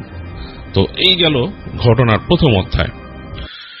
তো রুহুল কিন্তু মোটামুটি এরপরে আর কিছু ফিল করে নাই। সে ওখান থেকে তারপরে আস্তে ধীরে একটু সাবধানে চলতো, নামাজ কালাম পড়তো, নিজে একটু সংশোধন হয়ে গেছিল, ছেলে বয়সে দুষ্টুমি যা করতে এগুলোর থেকে সে দূরে চলে গেছিল। তো তার পড়াশোনা হয় হচ্ছে আরেকটা বিভাগীয় শহরে, সেখানে সে একটা বিশ্ববিদ্যালয়ে সে চান্স পায়, সেখানে পড়তে যায় সে। তো সেখানে সে পড়াশোনা করতেছে, তার এরকম অনেক দিন কোনো আর এগুলার খবর নাই তার, মানে এগুলার থেকে সে মোটামুটি দূরে, ভালোই অবস্থা। তো একদিন সে বন্ধুদের সাথে আড্ডা দিছে সেখানে, এবং বন্ধুদের থেকে সাথে আড্ডা দিয়ে সে আসতেছে। তো আসতেছে, রাস্তা দিয়ে হেঁটে আসতেছে, তার ছিল রিক্সা নেয়ার, এবং রাত হয়ে গেছে, মানে বন্ধুদের কোন এক বন্ধুর বার্থডে ছিল, সেই বার্থডে শেষ হয়েছে আর কি, বার্থডে শেষে রাত হয়েছে তার আসতে। তো একদম শহর, কিন্তু মানে একদম শহরের মধ্যে, বিভাগীয় শহরে সেই বিশ্ববিদ্যালয়। আমি নাম যেহেতু উনি রুহুল বলছেন যে এটা ইনা করতে, আমি সেটা বলতেছি না। আপনারা হয়তো অনেকেই ওখানে গেছেন বা আপনারা ওখানে সম্বন্ধে জানেন, অনেক ঘটনা আমরা শেয়ার করছি অতীতে। যাই হোক, শহরের মধ্যে দিয়ে আসতেছে সে। তো রাত হয়ে গেছে, রিক্সা নেয় নাই। তো খুব নির্জন শহর, মানে নির্ঝঞ্ঝাট একটা শহর, সেখানে বেশি কেওয়াস নাই, এবং এমন একটা রাস্তা দিয়ে রুহুল আসতেছে, এটা খুব নীরব রাস্তা, হেঁটে হেঁটে আসতেছে। তো সেইখানে একটা পুরনো, অনেক পুরনো একটা মন্দির আছে সেখানে, সেটার কাছ দিয়ে রুহুল জাস্ট পার হয়ে গেছে। পার হয়ে একটু মানে একটু সামনে গেছে, যে দেখে যে ওখানে একটা ফেন্সের মতো ছিল, ফেন্সের পাশে গাছগাছালি, ছায়ার মধ্যে মনে হচ্ছে যে কোন একটা নারী বসে আছে এরকম করে। তো রুহুল মানে ঠিক মতো খেয়াল করে নাই, সে মনে করছে যে আছে না অনেকে যে হোমলেস বা কিছু, বাসা বাড়ি নাই, কেউ বসে আছে। তো সে ওইটা খেয়াল না করে সে ওই গাছের ওই অংশটা, ছায়ার মধ্যে যে বসে আছে, সে অংশটাকে সে পার হয়ে চলে গেছে ওই পাশে, সে আর খেয়ালও করে নাই। এই সময় সে পেছন থেকে শুনল, ঠিক তার কানের পেছনে নারী কণ্ঠ, এবং তার সারা শরীরের রোম দাঁড়ায় গেল যে এই কণ্ঠ সে আগে শুনছে। তাকে ফস করে বলে ফেললো যে, কিরে রুহুল, তুই আমাকে আগে ছাড়াইলি, আজকে আমাকে পাশ কাটাই গেলি। তো সে একদম থতমত খেয়ে গেছে, কি বলবে কিছু বুঝতে পারতেছে, সেগুলো উত্তর না দিয়ে হাঁটতেছে। সে বলতেছে আমি এগুলো শুনতেছি না, মনে মনে বলতেছে রুহুল। এবং সে আবার শুনতেছে, বলতেছে তুই আমাকে পাশ কাটায় গেলি, তুই কি মনে করছিস আমি চলে গেছি? তোমার হাসি দেখিসনি, তোমার হাসি দেখিসনি। রুহুল কোন উত্তর দিতে না, সে হাঁটতেছে। তো অনেকক্ষণ হয়ে গেছে, এবং নির্জন রাস্তা, মানুষজন না, এবং সে দেখতেছে যে সেখানে যে হঠাৎ রিক্সা আসে সেরকমও না। তো খুব থতমত হয়ে গেছে সে, এবং সে মনে মনে দোয়া পড়া শুরু করলো। তো যখন সে দোয়া পড়তেছে, তখন সে দেখলো যে ওই শব্দটা নাই, মানে সে কণ্ঠটা আর নাই, কিন্তু সে ফিল করতেছে তার থেকে একটা ডিস্টেন্সে কেউ একজন আসতেছে, পুরা ফাঁকা রাস্তা, মানুষজন নাই। এরকম অবস্থায় সে হঠাৎ দেখলো যে এরকম রিক্সা একটা আসতেছে দিকে। তো রিক্সাকে সে থামাইলো, ডাক দিল, ডাক দিয়ে রিক্সা উঠে বসলো, এবং তার গন্তব্য আর কি, তার যে হল সেখানে যাবে। তো রিক্সা যাচ্ছে তার সাথে, এবং সে কেন জানি ফিল করতেছে তার আশেপাশেই কিছু একটা আছে, এবং হঠাৎ হঠাৎ করে সে একটা আশ্চর্য রকমের ঘ্রাণ তার নাকে লাগতেছে। এইটা মানে সে আসলে অমিট করার মতো না, এবং ঘ্রাণটা তার কাছে মনে হচ্ছে বেশ মিষ্টি একটা ঘ্রাণ, যে ঘ্রাণটা মানে সে নাকে এসে লাগতেছে পুরো মিষ্টি টাইপের একটা ঘ্রাণ। আর সে আসলে এই ঘ্রাণটা এখনো এক্সপ্লেইন করতে পারে না এই ঘ্রাণটা কিসের।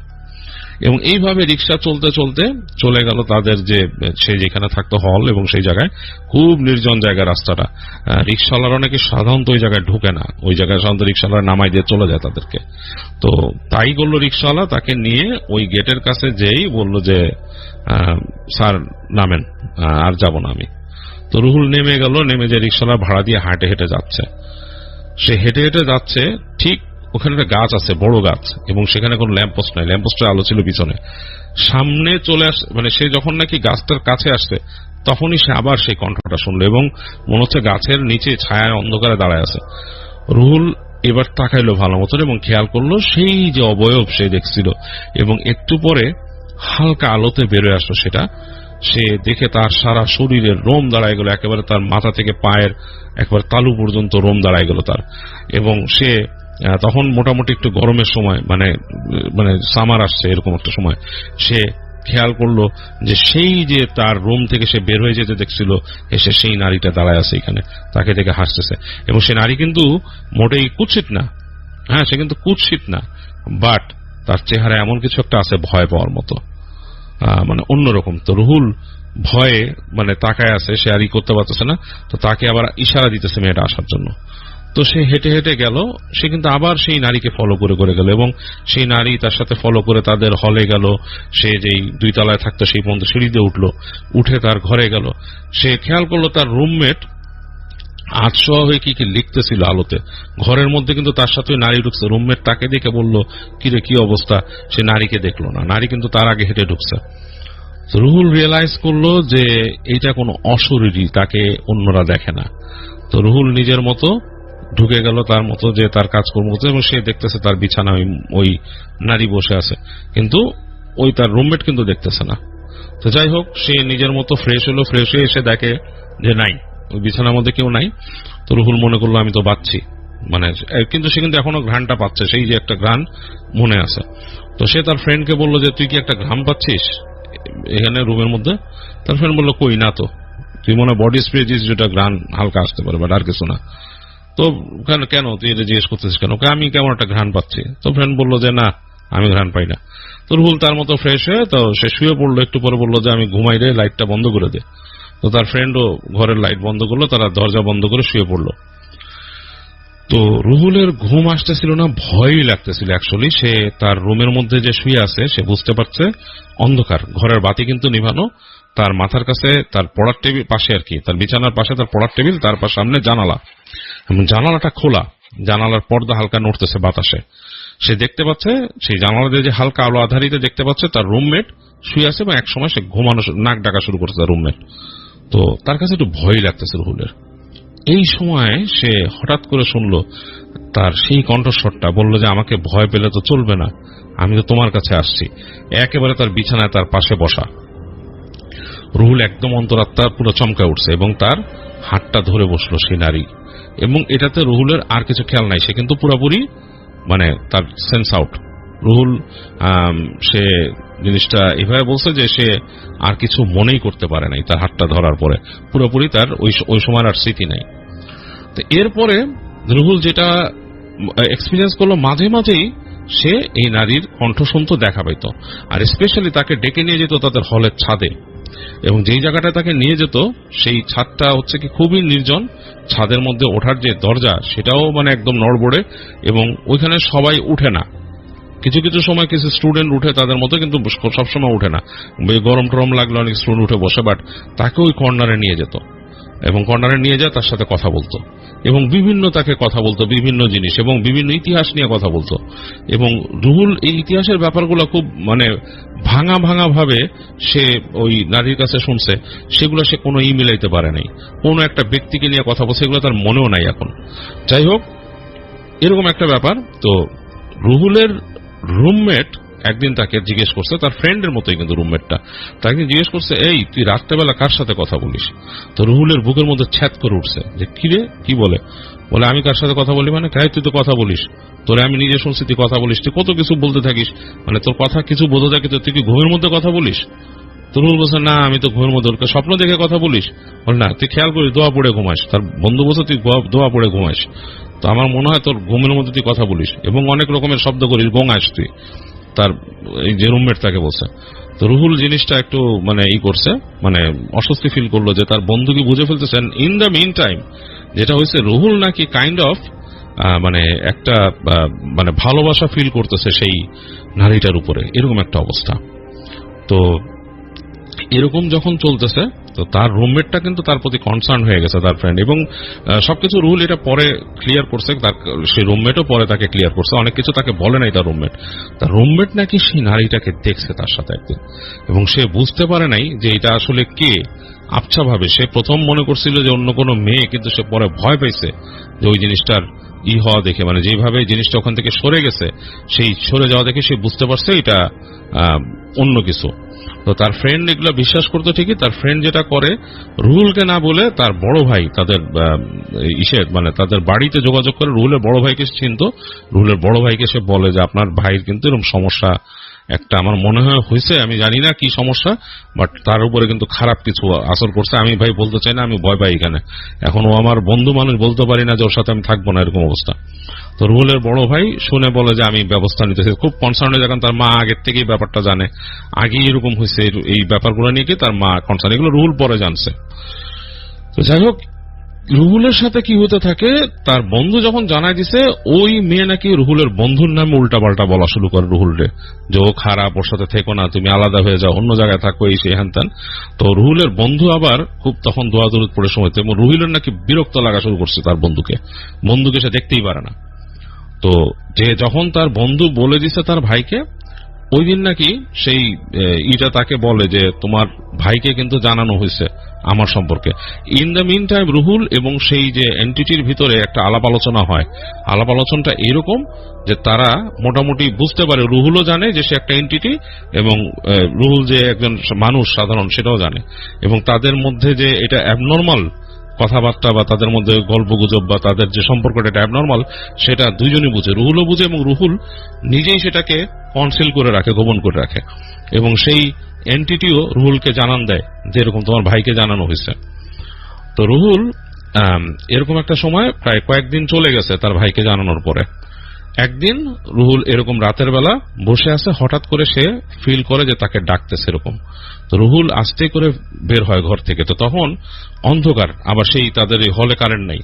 তো এই কারেন্ট নাই এরকম অবস্থায় রুহুল হেঁটে হেঁটে যায় সিঁড়ি দিয়ে বের হয়ে, এবং মানে তার করিডোর দিয়ে বের হয়ে হেঁটে যায়, দেখে সিঁড়ির ওখান থেকে ডাকতেছে। তো সে সিঁড়ি দিয়ে উঠে যায়, উঠে স্টেপ করে একদম ছাদে চলে যায়। ছাদে যেয়ে দেখে একদম কর্নারে সেই নারী দাঁড়ানো। তো দাঁড়ায় আছে। তো সেই একদম যখন কাছে চলে আসছে নারীটার সাথে কথা বলতে, তো তখন নাকি রুহুলকে সেই এন্টিটি বলতেছে যে আজকে তোমার আমি একটা পরীক্ষা নিব, পরীক্ষা তুমি আমাকে কতটুকু বিশ্বাস করো। তো রুহুল বলতেছে যে কি পরীক্ষা?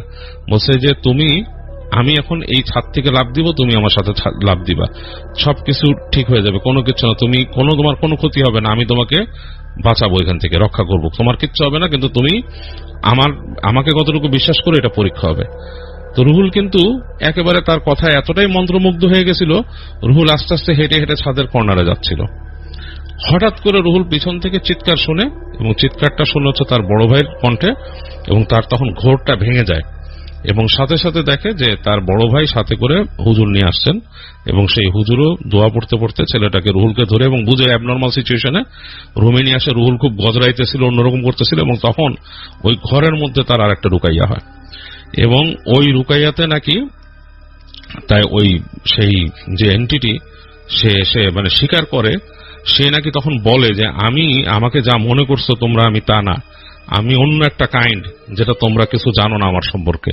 আমাকে তোমরা কোনোভাবেই এভাবে আটকাইতে পারবা না, আমি বারে বারে আসবো, বিভিন্ন জায়গায় আসবো, আমার কাছে ডিস্টেন্স কোনো ব্যাপার না, আমার কাছে সময়ও কোনো ব্যাপার না।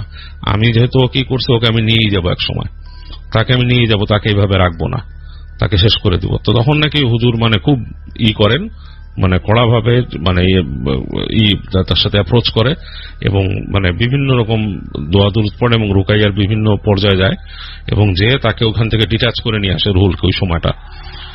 আর পরবর্তীতে রুহুলকে যখন ওইখান থেকে তারা বলে যে তার ভাইও বলে যে বড় ভাই, যে রুহুলের বড় ভাই আবার একটু ধর্মকর্ম বেশি করতো, তিনি বলেন যে ভাইকে আপাতত এখানে হোস্টেলে থাকার দরকার নাই, আমি তাকে নিয়ে যায় তাদের এক ঢাকায় আত্মীয় ছিল, আত্মীয়র বাসায় নিয়ে যায়, সেখান থেকে রুহুলকে নিয়ে যায় ওইখানে একটা বড় একটা আছে আর কি, দরগা শরীফ আছে, সেখানে নিয়ে যান। তো সেখানকার যিনি গদিনিসীন হুজুর ছিল, তিনি রুহুলের ট্রিটমেন্ট করে নাকি বলে যে ওর উপরে যে ভর করছে এটা খুব খারাপ একটা এন্টিটি, খুবই খারাপ এন্টিটি, সে ওকে শেষ করার জন্যই আসলে চায়, এবং তার রিভেঞ্জফুল থটস, এবং কোনো কারণে এই ছেলেটার উপর তার রিভেঞ্জ, কোনো কারণে সে পৃথিবীর সবকিছুর উপরে বিরক্ত। তো রুহুলকে সেই বিরক্তির পর্যায়ে নিয়ে আসছে এবং তাকে নিয়ে খেলতেছে। তো যাই হোক, তিনি নাকি ওইটাকে আবার হাজির করেন এবং করে তাকে বন্দী করেন সে, এবং বন্দী করে এবং বলে যে একটা জায়গায়, মানে যে কোনো একটা পুরনো কবরস্থানে গভীর মাটির নিচে আর কি, গভীর মাটির নিচে পুঁতে ফেলতে, যেখানে মানুষের সাধারণত কোদাল শাবলের ঘা না পড়ে, বলছে ওইটা বেরোলে সমস্যা হয়ে যাবে, এইভাবে করে বন্দী করতে বলেন। তো সেই ওখানকার যিনি হুজুর ছিলেন, তিনি এই কাজটা করেন রুহুলের জন্য, এবং রুহুল নাকি আসলেই তারপর থেকে অনেকটাই ফ্রেশ ফিল করা শুরু করে। তার মাথার মধ্যে যে স্মৃতিগুলা ছিল সেগুলো আস্তে আস্তে অনেকটাই চলে যায়, যতটুক যা আছে তার স্মৃতি সেগুলো ভয়ঙ্কর, যেগুলা সে বর্ণনা করছে, যেগুলো বলছে, এবং বলছিল যে অনেক কিছু বলছে যে এইগুলো সব শেয়ার এইভাবে করেন না, তা আমি সেভাবে করি নাই, আমি আমার মতো করে বলছি।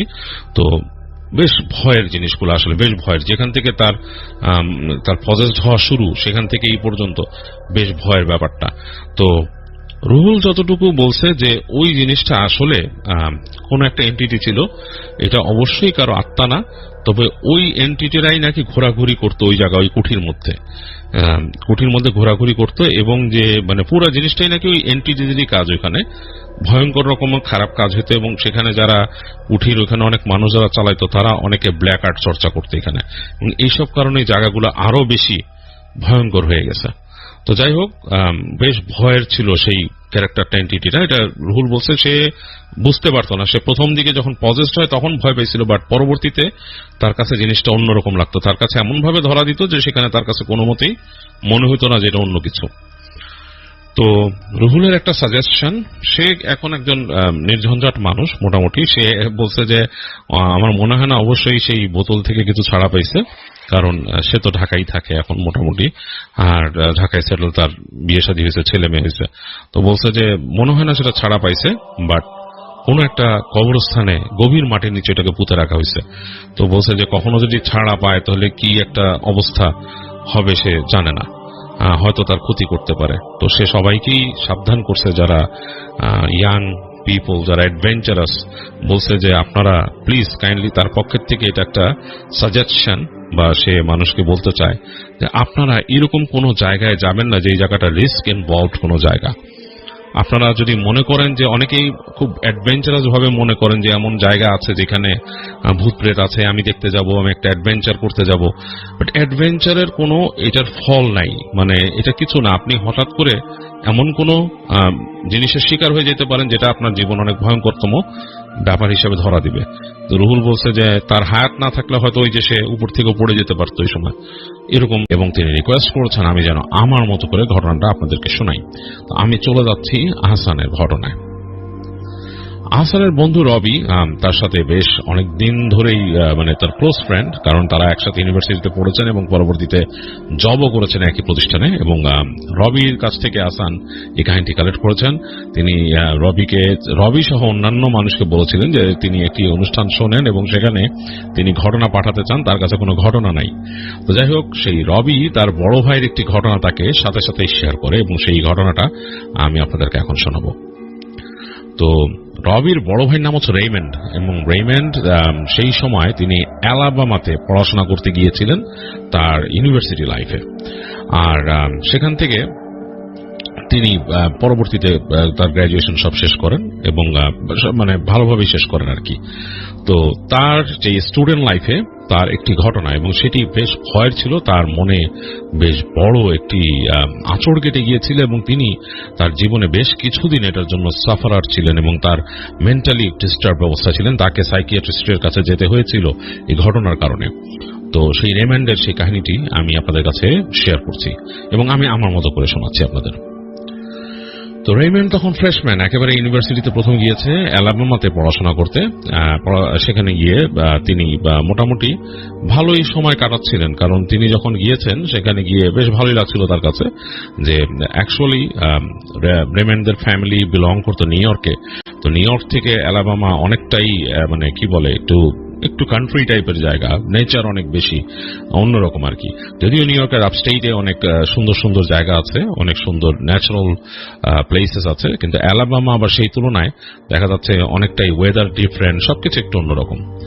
তো যাই হোক, এনজয় করছিলেন, যদিও সে সিটি লাইফ মাঝে মাঝে মিস করেন, কারণ সিটি লাইফটা তার কাছে খুব আকর্ষণীয়। তারপরও তিনি বেশ এনজয় করছিলেন ওখানে। তাদের যে ডর্ম ছিল সেই ডর্মটাও ছিল একেবারেই একটু ন্যাচারাল স্পেসে, এবং খুব ডেন্স না, মানুষজন কম। এবং যাই হোক, সেখানে তার অনেকের সাথে বন্ধুত্ব হয়, কয়েকজনের সাথে বন্ধুত্ব হয়ে যায়। তো তাদের ইউনিভার্সিটির বাইরেও বন্ধুর সাথে বন্ধুত্ব হয়, মানে কারোর মানুষের সাথে বন্ধুত্ব হয়। একসাথে তার আড্ডা দিতেন সেখানকার সেই ছোট যে তাদের যেখানে ক্যাফে ছিল, ক্যাফেতে আড্ডা দিতেন। তো রেইমন্ডের ইউনিভার্সিটির বন্ধুর বাইরে তার সাথে খুব ঘনিষ্ঠতা আর একটা বন্ধু, তার নাম হচ্ছে ডাগলাস আর কি, ডাগ বলে তাকে ডাকে তারা শর্ট ফর্মে। তো ডাগের সাথে তার ভালো ফ্রেন্ডশিপ হয়, এবং তার সাথে মানে মন মানসিকতা খুব মিলে আর কি। তারা আড্ডা যখন দেয়, গল্প গুজব করে, বিভিন্ন সাবজেক্টে তাদের চিন্তা ভাবনা একরকম থাকে। তো যাই হোক, তো রেইমন্ড, ডাগ আর অ্যান্ডি তার সাথে ইউনিভার্সিটির ফ্রেন্ড, তারা তিনজন বিভিন্ন রকমের গল্প করে, প্ল্যান করে, এই করে সেই করে। তো একবার তাদের সামনে লেবার ডে হলিডে পড়ে, তখন চিন্তা করে যে একটু বেড়াতে যাব, এবং তাদের এই এলাকার থেকে একটু দূরে তারা বেড়াতে যাওয়ার প্ল্যান করে। তো সেই প্ল্যানটা হচ্ছে একটা লেক আছে সেখানে, সেই লেকের পাড়ে, স্পেসিফিকলি লেকের নামটা আমি এখানে উল্লেখ করছি না, সেই লেকের পাড়ে তারা যাবে। সেখানে খুব সুন্দর জায়গা, এবং বলছে যে অনেক পুরনো, এবং সেই জায়গায় সুন্দর মানে বিশাল কটন ফিল্ড আছে, মানে যে তুলার চাষ হয়, এবং অনেক সুন্দর নাকি জায়গাটা। তো যাই হোক, নেচার দেখবে। তো তাদের অল ডে প্ল্যান, এবং ট্রাকে করে যাবে খাবার দাবার নিয়ে এই সেই। তো যেদিন সকালে তাদের যাওয়ার কথা তারা চাইছিল যে সকাল 9টা-10টার মধ্যে বের হয়ে যাবে। তো ট্রাক রেডি করে, এবং ট্রাক ছিল ডাগলাসের আর কি, ডাগের ট্রাক, এবং ট্রাক নিয়ে আসার পরে তো রেইমন্ড তো তার মতো রেডি হয়ে নামে, এবং সে ওয়েট করছিল যে তার ফ্রেন্ড অ্যান্ডি কখন আসবে। তো দেখা যায় অ্যান্ডির কোনো খবর নেই, তো অ্যান্ডি আসতেছে না। তো সে আবার ব্যাক করে তার যায়, তার ডর্মে ঢুকে যে অ্যান্ডিকে ফোন করে। এটা হচ্ছে 90s এর ঘটনা, মানে তখনকার সময় কিন্তু সেলুলার ফোন ছিল না ওরকম আর কি, মানে ছিল না তা না, ছিল বাট মানে সবার কাছে এরকম অ্যাভেলেবেল ছিল না, মানে আমেরিকাতেও এটা খুব এক্সপেন্সিভ, সবার কাছে থাকতো না। তো যাই হোক, তো সে তার ডর্মে ঢুকে সে ফোন করে, এবং তার অ্যান্ডিকে সে পায় না, অনেকবার রিং করে। তো সে বের হয়ে এসে ডাককে বলে যে ডাক, আই ক্যান্ট রিচ হিম, ওর সমস্যাটা কি বুঝতেছি না।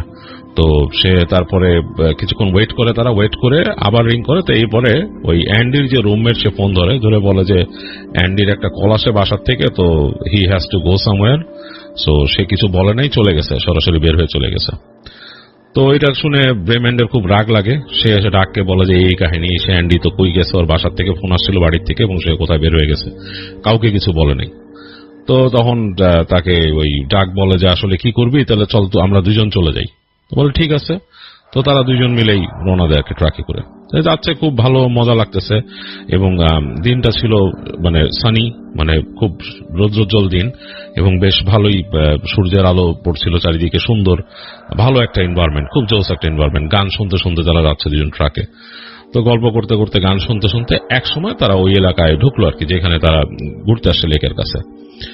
বেশ খুব সুন্দর একটা কান্ট্রি সাইড জায়গা, মানে খুব সুন্দর, এবং দেখতেছে যে ল্যান্ডস্কেপটা খুব সুন্দর, এরকম উঁচু পাহাড়ের মতো উঠে গেছে, মানে মাটিটা আর কি, তাদের যে ল্যান্ড যেটা সেটা আস্তে ধীরে এরকম সুন্দর ঢাল হয়ে উঠে গেছে, উপরে আবার নামছে। তো খুব সুন্দর লাগতেছে, রাস্তাটাও এরকম উঁচু নিচু একটা জায়গায়। তো এক সময় তারা পৌঁছালো আর কি, যে সেই লেকের পাড়ের একটা জায়গায়, যেখানে তারা বসে আড্ডা দিবে, গল্প করবে, ক্যাম্পিং করবে। তো ট্রাকের মধ্যে খাবার দাবার ছিল, ডাক নিয়ে আসছে সাথে করে, এবং রেইমন্ডও নিয়ে নামছে কিছু। তো যাক, গল্প গুজব করতে করতে দুইজন বললো যে আজ আমরা এখানে বসি। তো বসে আড্ডা হচ্ছে, গল্প করতেছে, বিভিন্ন বিষয় তাদের গল্প হচ্ছে, ট্রাকের মধ্যে গান বাজতেছে, এই সেই। তো এরকম একটা অবস্থা। তো তাদের ইচ্ছা হচ্ছে এখানে বিকাল পর্যন্ত থাকবে, বিকালের পরে তারা এখান থেকে চলে যাবে আর কি, এবং হয়তো রাতের মধ্যে তারা পৌঁছায় যাবে তার ডর্মে চলে যাবে, ডাগের মতো চলে যাবে। তো এর মধ্যেই ওই হাঁটা চলা, গল্প গুজব, তারা লেকের পাড়ে গেল, পানি অনেক সুন্দর, অনেক দূরে দেখতেছে বোট চলতেছে, অন্যরকম। তো বেশ একটা ভালো কাটতেছে, সময় কাটতেছে, এরকম অবস্থা। তো এক সময় তাকে ডাক বলল যে আয় আমরা খাবার দাবার খেয়ে নেই। তো ব্যাক করে এসে তারা ট্রাকে লাঞ্চ করলো। তো লাঞ্চের পর তারা দুজন তাদের ট্রাক থেকে ফোল্ডিং চেয়ার নিল, তাদের এখানে সব ফোল্ডিং চেয়ার থাকতো, ট্রাকের পিছে রাখতো কোথাও যে বসার জন্য আর কি, মানে এরকম মানে শুয়ে পড়া যায়, kind of like beach chair যেরকম, ওরকম। তো ওরকম দুইটা ফোল্ডিং চেয়ার নিয়ে তারা ওই যে লেকের পাড়ের সাইডে রাখলো, রেখে দুজন শুয়ে শুয়ে গল্প করতেছে। তো বেশ অনেকক্ষণ হয়ে গেছে, একদম অলস একটা সময়, এবং খুব অলস সময়, কারণ হচ্ছে সূর্যের আলোটা এত প্রখর না এখন, আর মেঘ যাচ্ছে নিচ দিয়ে। তো সূর্যের আলোতে মেঘের উপর পড়ে সেই মেঘের ছায়া পড়তেছে মাটিতে, তো মানে অন্যরকম একটা সিন, আর খুব সুন্দর লাগতেছে। তো ডাক তার মানে মুখের উপরে ক্যাপ দিয়ে রাখছে, ক্যাপ দিয়ে শুয়ে আছে। তো রেইমন্ডও তার নিজের যে ক্যাপ ছিল সেটাকে সরার মুখের উপর দিয়ে সে শুয়ে আছে, তো কথা বলতেছে। তো তখন ডাক বলতেছে রেইমন্ডকে যে এই ম্যান, খুব ভালো হতো যদি বিয়ার থাকতো, আমরা তো বিয়ার আনি নাই সাথে। তো বলতেছে যে ওকে, থাকলে তো ভালোই হতো, এখন তো নাই, কি করার আছে। তো ওখানে সোডা আরো আছে, সোডা খা। রেইমন্ড বলতেছে যে সোডা মানে কোক খা, কোক খাইলে ভালো লাগবে। নো, এটা বিয়ার কি আর সোডা দিয়ে হয়, তারা তো বিয়ার খায় আর কি, ওদের লাইফে বিয়ারটা একটা আনুষঙ্গিক জিনিস। তো বলতেছে যে চল যে বিয়ার নিয়ে আসি। তো তখন রেইমন্ড বলতেছে না, আমার এখন উঠতে ইচ্ছা করতেছে না, I am not in a mood, it's okay, beer খাওয়া লাগবে না, শুয়ে থাক চুপচাপ, কোক খা, জাস্ট বসে থাক, একটু রেস্ট নেই, মানে আমার ঝিমানি এসে গেছে, ঘুম লাগতেছে। তো ডাক কিছুক্ষণ চুপ থেকে আশপাশ করে পরে বলে কি আচ্ছা তুই এখানে থাক, আমি নিয়ে আসতেছি। হ্যাঁ, তুই এখানে থাক, এখানে রেস্ট নিতে থাক, আমি আসতেছি, এই আশেপাশে কোথাও 7-11 আছে, আমি বিয়ার নিয়ে আসতেছি। তো রেইমন্ড বলে আচ্ছা যা তুই, অসুবিধা নেই। তো রেইমন্ড কিন্তু তার মতো শুয়েই আছে। তো ডাক উঠে গেল, উঠে আস্তে আস্তে করে চলে গেল পিছনে। তো সে দেখলো অনেকক্ষণ, একটু মাথা ঘুরায় দেখলো যে ডাক হেঁটে যাচ্ছে, ট্রাকের জায়গা আছে, ডাক নাই, ডাক হেঁটে চলে গেল আর কি। ওই রাস্তা ধরে হেঁটে যাচ্ছে যে সামনে হয়তো কোথাও সে খুঁজবে কোনো স্টোর আছে নাকি সামনে, কারণ বাইরে বিভিন্ন জায়গায় গেলে অনেক দূর মানে বেশ খানিকটা হাঁটলেই দেখা যায় কোনো রাস্তার ইন্টারসেকশনের পাশে কোনো স্টোর থাকে, ইদার 7-Eleven বা সার্কেল কে বা দেখা যাচ্ছে যে কুইক স্টপ, এরকম দোকানগুলো থাকে, তো কনভেনিয়েন্স স্টোর। তো হয়তো সেরকম একটা খুঁজতে গেছে ডাক, এটা চিন্তা করে রেমন্ড চুপচাপ শুয়ে আছে। তো রেমন্ড শুয়ে থাকতে থাকতে কখন যেন ঘুমায় গেছে রেমন্ড, তার আসলে খেয়াল নাই। তো যখন তার ঘুম ভাঙছে তখন পড়তি বিকেল, একেবারে সে মানে হঠাৎ করে ঘুম ভেঙে তার কাছে জানি কেমন লাগা শুরু করলো। সে মাথার থেকে মুখের উপর তার ক্যাপটা দেওয়া ছিল, ক্যাপটা সরায় সে এদিক ওদিক তাকালো, দেখলো যে আলো কমে গেছে চারিপাশে এবং তার চেয়ারটা পাশেই আছে, তার পাশে যে ডাগের যে চেয়ারটা ওইটা পাশেই আছে, তারা যে সোডা খাইছিল সেই ক্যানটাও পাশে আছে, ডাগেরটাও পাশে, ডাক নাই আশেপাশে। সে মাথা ঘুরায় দেখলো যে ট্রাকটা, তাদের ট্রাকও আছে, তো ডাক কোথায়? এবং এতক্ষণ সে ঘুমাইলো, ডাক এসে তাকে উঠাইলো না, এটা কেমন কথা? তো সে উঠে বসলো, উঠে বসে সে তাকাচ্ছে এদিক ওদিক, দেখতেছে আলো কমে গেছে এবং লেকের মাঝে সে আগে বোট দেখছিল তারা, সেই বোটগুলো নাই এখন, লেকটা পুরাই যা স্রোত যাচ্ছে এবং আলো কমে যাচ্ছে, একেবারে আলো পড়ে গেছে। ওইখানে যে গাছের বিশাল যে গাছের সারি আছে, গাছের উপর দিয়ে হালকা আলো আসতেছে। তো খুবই অবাক হয়ে গেল আসলে রেইমন্ড যে হোয়াট হ্যাপেন। তো সে আস্তে করে উঠলো, উঠে সে একবার চিন্তা করতেছিল যে ফোল্ডিং চেয়ারগুলো নিয়ে যাবে নাকি। তো এই চিন্তা করতে করতে সে হেঁটে গেল, হেঁটে যে মানে নেই চেয়ার উঠায় নেই, উঠায় সে হাঁটা দিল, হেঁটে ট্রাকের কাছে গেল, দেখলো যে না, ট্রাকের মধ্যে তো নাই, এখানে দেখা যাচ্ছে ট্রাক তো খালি। এবং ট্রাক এসে দেখলো ট্রাক খোলা কিনা, দেখলো না ট্রাক লক করছে। এটা আবার ডাগের অভ্যাস ছিল, সে ট্রাক থেকে বের হইলে লক করে দিত ট্রাক। তো ট্রাক লকড অবস্থায় আছে, বাট ট্রাক নাই। তো সে এদিক ওদিক তাকাচ্ছে এবং তার কাছে নিজের কাছে একটু ফুলিশ লাগতেছে, নিজের আশেপাশে কিছুই দেখতেছে না, মানে অনেক দূরে, মানে সেই যে লেকের যেখানে তারা আছে তার থেকে অনেক দূরে বাড়ি আছে এবং সেই বাড়ির পরে আরো অনেক ফাঁকা জায়গা এবং দেখতেছে গাছের সারি। তো মোটামুটি যেই বাড়িটা আছে সেখানেও মনে হচ্ছে না যে কেউ মানে থাকে বা এরকম কিছু। তো সে হাঁটা দিল ওদিকে, সেই বাড়ির দিকে হাঁটা দিল। হাঁটতে হাঁটতে হাঁটতে হাঁটতে সে বাড়িটার কাছে চলে আসে, এসে যা ধারণা করছিল তাই, এই বাড়িতে মনে হয় কেউ থাকে না, বা থাকলেও এমনই নীরব বাড়িটা, মানে অন্যরকম। এবং বেলা পড়ে গেছে, আরো কেমন জানি মনে হচ্ছে নীরব নিথর একটা বাড়ি, খুব বেশি নতুন না, মানে বেশ পুরনো। তো সে আরো হাঁটতে থাকলো, হাঁটতে হাঁটতে সামনে দেখতেছে যে নেচার অন্যরকম, মানে সুন্দর, মানে যে কটন গাছ যেগুলা, মানে তুলার গাছ একদম দুই পাশে বাগানের মতো হয়ে আছে। তো সে দেখতে দেখতে গাছের পাশ দিয়ে হাঁটা শুরু করলো, হাঁটতে হাঁটতে একটু অন্যরকম হয়ে গেল। সে চিন্তা করলো যে মানে তার মাথার থেকে আসলে ডাকের চিন্তাটা এখন দূর হয়ে গেছে, বা মনে আসতেছে না ডাককে, আসলে তার মনে হচ্ছে না যে ডাক, সে যে ডাককে খুঁজতে আসছে এই জিনিসটা তার মনে হচ্ছে না। তো হাঁটতে হাঁটতে এসে দেখতেছে একটা রাস্তা, মাটির রাস্তার মতো। তো সে কেন জানি হাঁটতে হাঁটতে কিউরিয়াসিটি থেকে মাটির রাস্তায় ঢুকলো এবং সে অনেকটা বেখেয়ালি হয়ে গেছে। তো রেমন্ড দেখতেছে যে রাস্তার দুই পাশে বেশ গাছ এবং মানে অনেক বড় বড় গাছ। তো সেখান দিয়ে হেঁটে হেঁটে যাচ্ছে এবং মানে বেশ মেঠো পথ টাইপের আর কি। তো হাঁটতে হাঁটতে এক জায়গায় বের হয়ে আসলো, বের হয়ে এসেছে, দেখতেছে দূর থেকে একটা চিমনি দেখা যাচ্ছে একটা বাসার, মানে একটা উপরের যে একটা kind of like watch tower টাইপের মাথা, যেমন অনেকটা যে ক্যাসেলের মধ্যে থাকে ওরকম। তো বুঝতেছে অনেক পুরনো একটা বাড়ি এবং সাদা কালারের আর কি, অফ হোয়াইট কালারের। এটা জানালাটা দেখা যাচ্ছে, জানালায় গ্রিল আছে। তো হাঁটতে হাঁটতে বাসাটারে কেন জানি তার কাছে খুব মানে অন্যরকম লাগলো, কারণ হচ্ছে যে সে আসছে মেঠো পথ ধরে হেঁটে এবং সেই মেঠো পথ থেকে দেখা যাচ্ছে দূরে গাছগাছালি এবং মাঝখানে বাসার সামনে অনেকটা ফাঁকা জায়গা মাঠের মতো, এবং সেখানে হয়তো এক সময় গাছ টাছ ছিল, ওগুলো অনেকে কেটে ফেলছে, কেমন যেন একটা নেড়া নেড়া ভাব। তো সেই হাঁটতে হাঁটতে সে ঢুকে গেল বাসার একদম কম্পাউন্ডে ঢুকলো এবং সেই দরজার মধ্যে এমন কিছু লেখা নাই যে নো ট্রেসপাসিং বা এরকম কিছু নাই, বেশ পুরনো একটা বাড়ি দেখে বোঝা যাচ্ছে। তো সে হেঁটে বাড়িটার কম্পাউন্ডে ঢুকলো, দেখতেছে আশেপাশে। সে কিন্তু আসলে ডাগের কথা রেমন্ডের খুব একটা মনেও নাই, যে ডাক, সে যে ডাককে খুঁজতে আসছে এটা তার মনে পড়তেছে না। সে বেখেয়ালি ভাবে হাঁটতেছে এবং ওগুলো দেখতেছে, তার কাছে অন্যরকম লাগতেছে বাসাটার। হেঁটে সে এক পাশে চলে গেল, দেখলো যে বেশ পুরনো বাড়ি, তারপরে পেছনে যাওয়ার একটা এরকম রাস্তা, এবং সেই রাস্তাটা ধরে আস্তে আস্তে সে হেঁটে যাচ্ছে। এবং সেখানে যে পেভিংটা করা আছে পেছনে যাওয়ার জন্য, সেই পেভিংটাও অনেক পুরনো। আবার রেমন্ডের কিন্তু এইসব আগ্রহ ছিল, পুরনো জিনিসপাতি বা পুরনো কোনো একটা বাড়ি বা কোনো একটা ঐতিহাসিক জিনিসের প্রতি খুব আগ্রহ ছিল। তো সে চিন্তা করতেছে এই বাড়িটা কত সালের হবে, 1700, 1800 এরকম, মানে এইরকম, মানে 17 শতাব্দীর বা 18 শতাব্দী এরকম চিন্তা করতেছে। এরকম চিন্তা করতে সে পেভিং এর উপর দিয়ে হাঁটতেছে, হাঁটতে হাঁটতে সামনে যেয়ে দেখলো যে এই বাড়ির বাড়ির পেছনে একটা পুরনো নিজেদের একটা সেমিট্রি আছে, সেই মানে পুরনো কবরস্থান আর কি, সেই গ্রেভিয়ার্ড বা সেমিট্রি যেটা বলেন, তো সেটা আছে। তো হেঁটে যে দেখতেছে বিশাল টুমস্টোন, এবং সেই টুমস্টোনের অনেকগুলো কবরের উপর টুমস্টোন দেওয়া, এবং সেই টুমস্টোনের পাশে অনেক কবরের উপর তাদের যেসব মূর্তিগুলো করা থাকে সে মূর্তি করা আছে, কোনো মূর্তি আবার অর্ধেক ভাঙা। তো সে বুঝতে পারছে যে এগুলো অনেকদিন ধরে ব্যবহার হচ্ছে না, এখানে কবর টবর দেয় না কাউরে, বাট একটা পুরনো সেমিট্রি এটা। তো সে এদিক ওদিক তাকাচ্ছে, মানে এর মাঝে হঠাৎ করে শুনলো পেছন থেকে একজন মানে একটা কণ্ঠস্বর, একটা লোকের কণ্ঠস্বর, ওয়াজ লুকিং ফর সামওয়ান। তো মানে কাউকে খুঁজতেছো?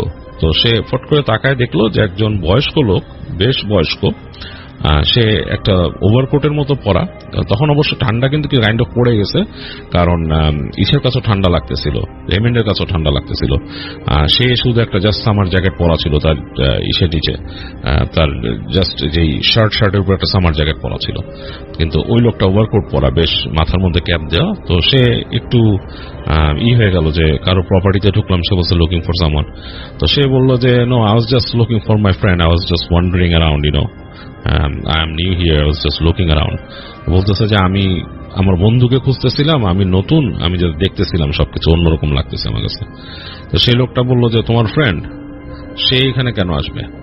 তো সে বলছে না, ও আসলে আমরা দুইজন আসছিলাম, তো ও হেঁটে এদিক ওদিক কোথাও গেছে হয়তো, কাজ আমি তো ওখানে শুয়েছিলাম, অ্যান্ড আমি আসলে আই ফেল স্লিপ। তো আই ফেল স্লিপ অ্যান্ড আমি যখন মানে উঠলাম, আমি ঘুমায় গেছিলাম, যখন উঠলাম উঠে দেখেও নাই, তো এই জন্য হাঁটতে হাঁটতে দিকে আসছি, কারণ কাছাকাছি এই জায়গাটাই আছে, তো এই বাড়িটাই দেখলাম। তো লোকটা তাকে বলতেছে কেয়ার পরে কফি, মানে কফি খাবা? তখন বললো যে ওকে, কফি ক্যান ওয়ার্ক। তো সে হেঁটে লোকটার সাথে সাথে যে ওকে কফি খাবো বলে হাঁটা ধরলো। তো হেঁটে লোকটা দেখলো যে ঘুরে বাসাটার পাশ দিয়ে ঢুকলো, মানে সামনে না, পাশেই একটা দরজা ছিল, সেটাতে ঢুকলো।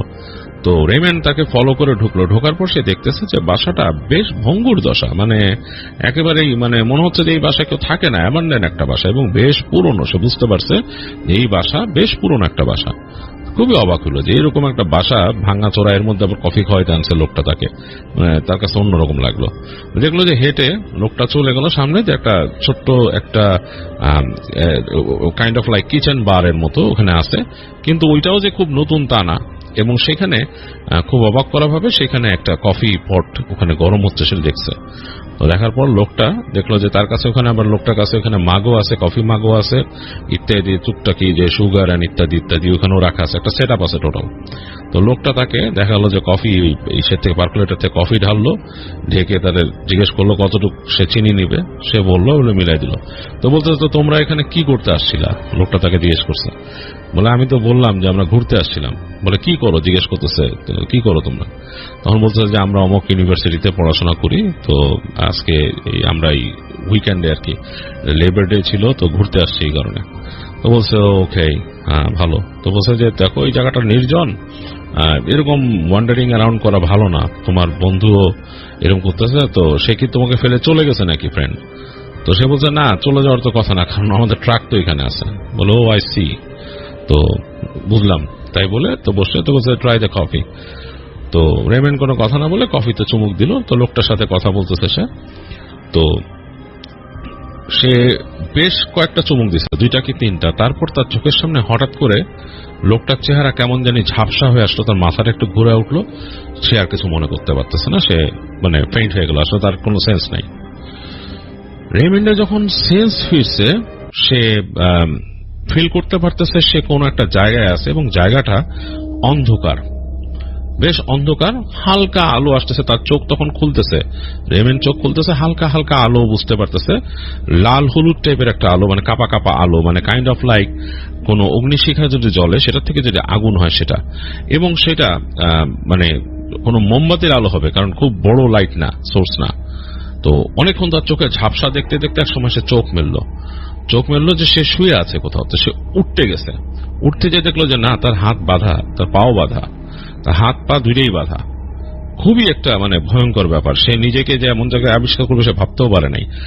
একটা ঘরের মধ্যে সে আছে, শুধু মাথাটা নাড়াইতে পারতেছে, দেখতেছে যে সে জায়গায় দেখতেছে যে তার বাঁ পাশে একটা টেবিল, এবং সেই টেবিলটা হচ্ছে গিয়ে কালো কোনো আবলুস কাঠ দিয়ে তৈরি করা একদম চারিপাশে, এবং সেই মানে মানে সেরকম চকচক করতেছে কাঠটা, এবং কাঠের মাঝখানে একটা লাল রঙের একটা ভেলভেট দিয়ে একটা just like kind of carrom board যেরকম থাকে সেরকম, কিন্তু আরো ছোট একটা বোর্ডের মতো, এবং সেই বোর্ডের মাঝখানে কিছু নকশা আঁকা, বিভিন্ন রকমের নকশা আঁকা বোর্ডের মাঝখানে, মানে সেই ভেলভেটের উপর নকশা করা, এই নানা রকম এনগ্রেভিং মানে কিছু দিয়ে আঁকা আর কি।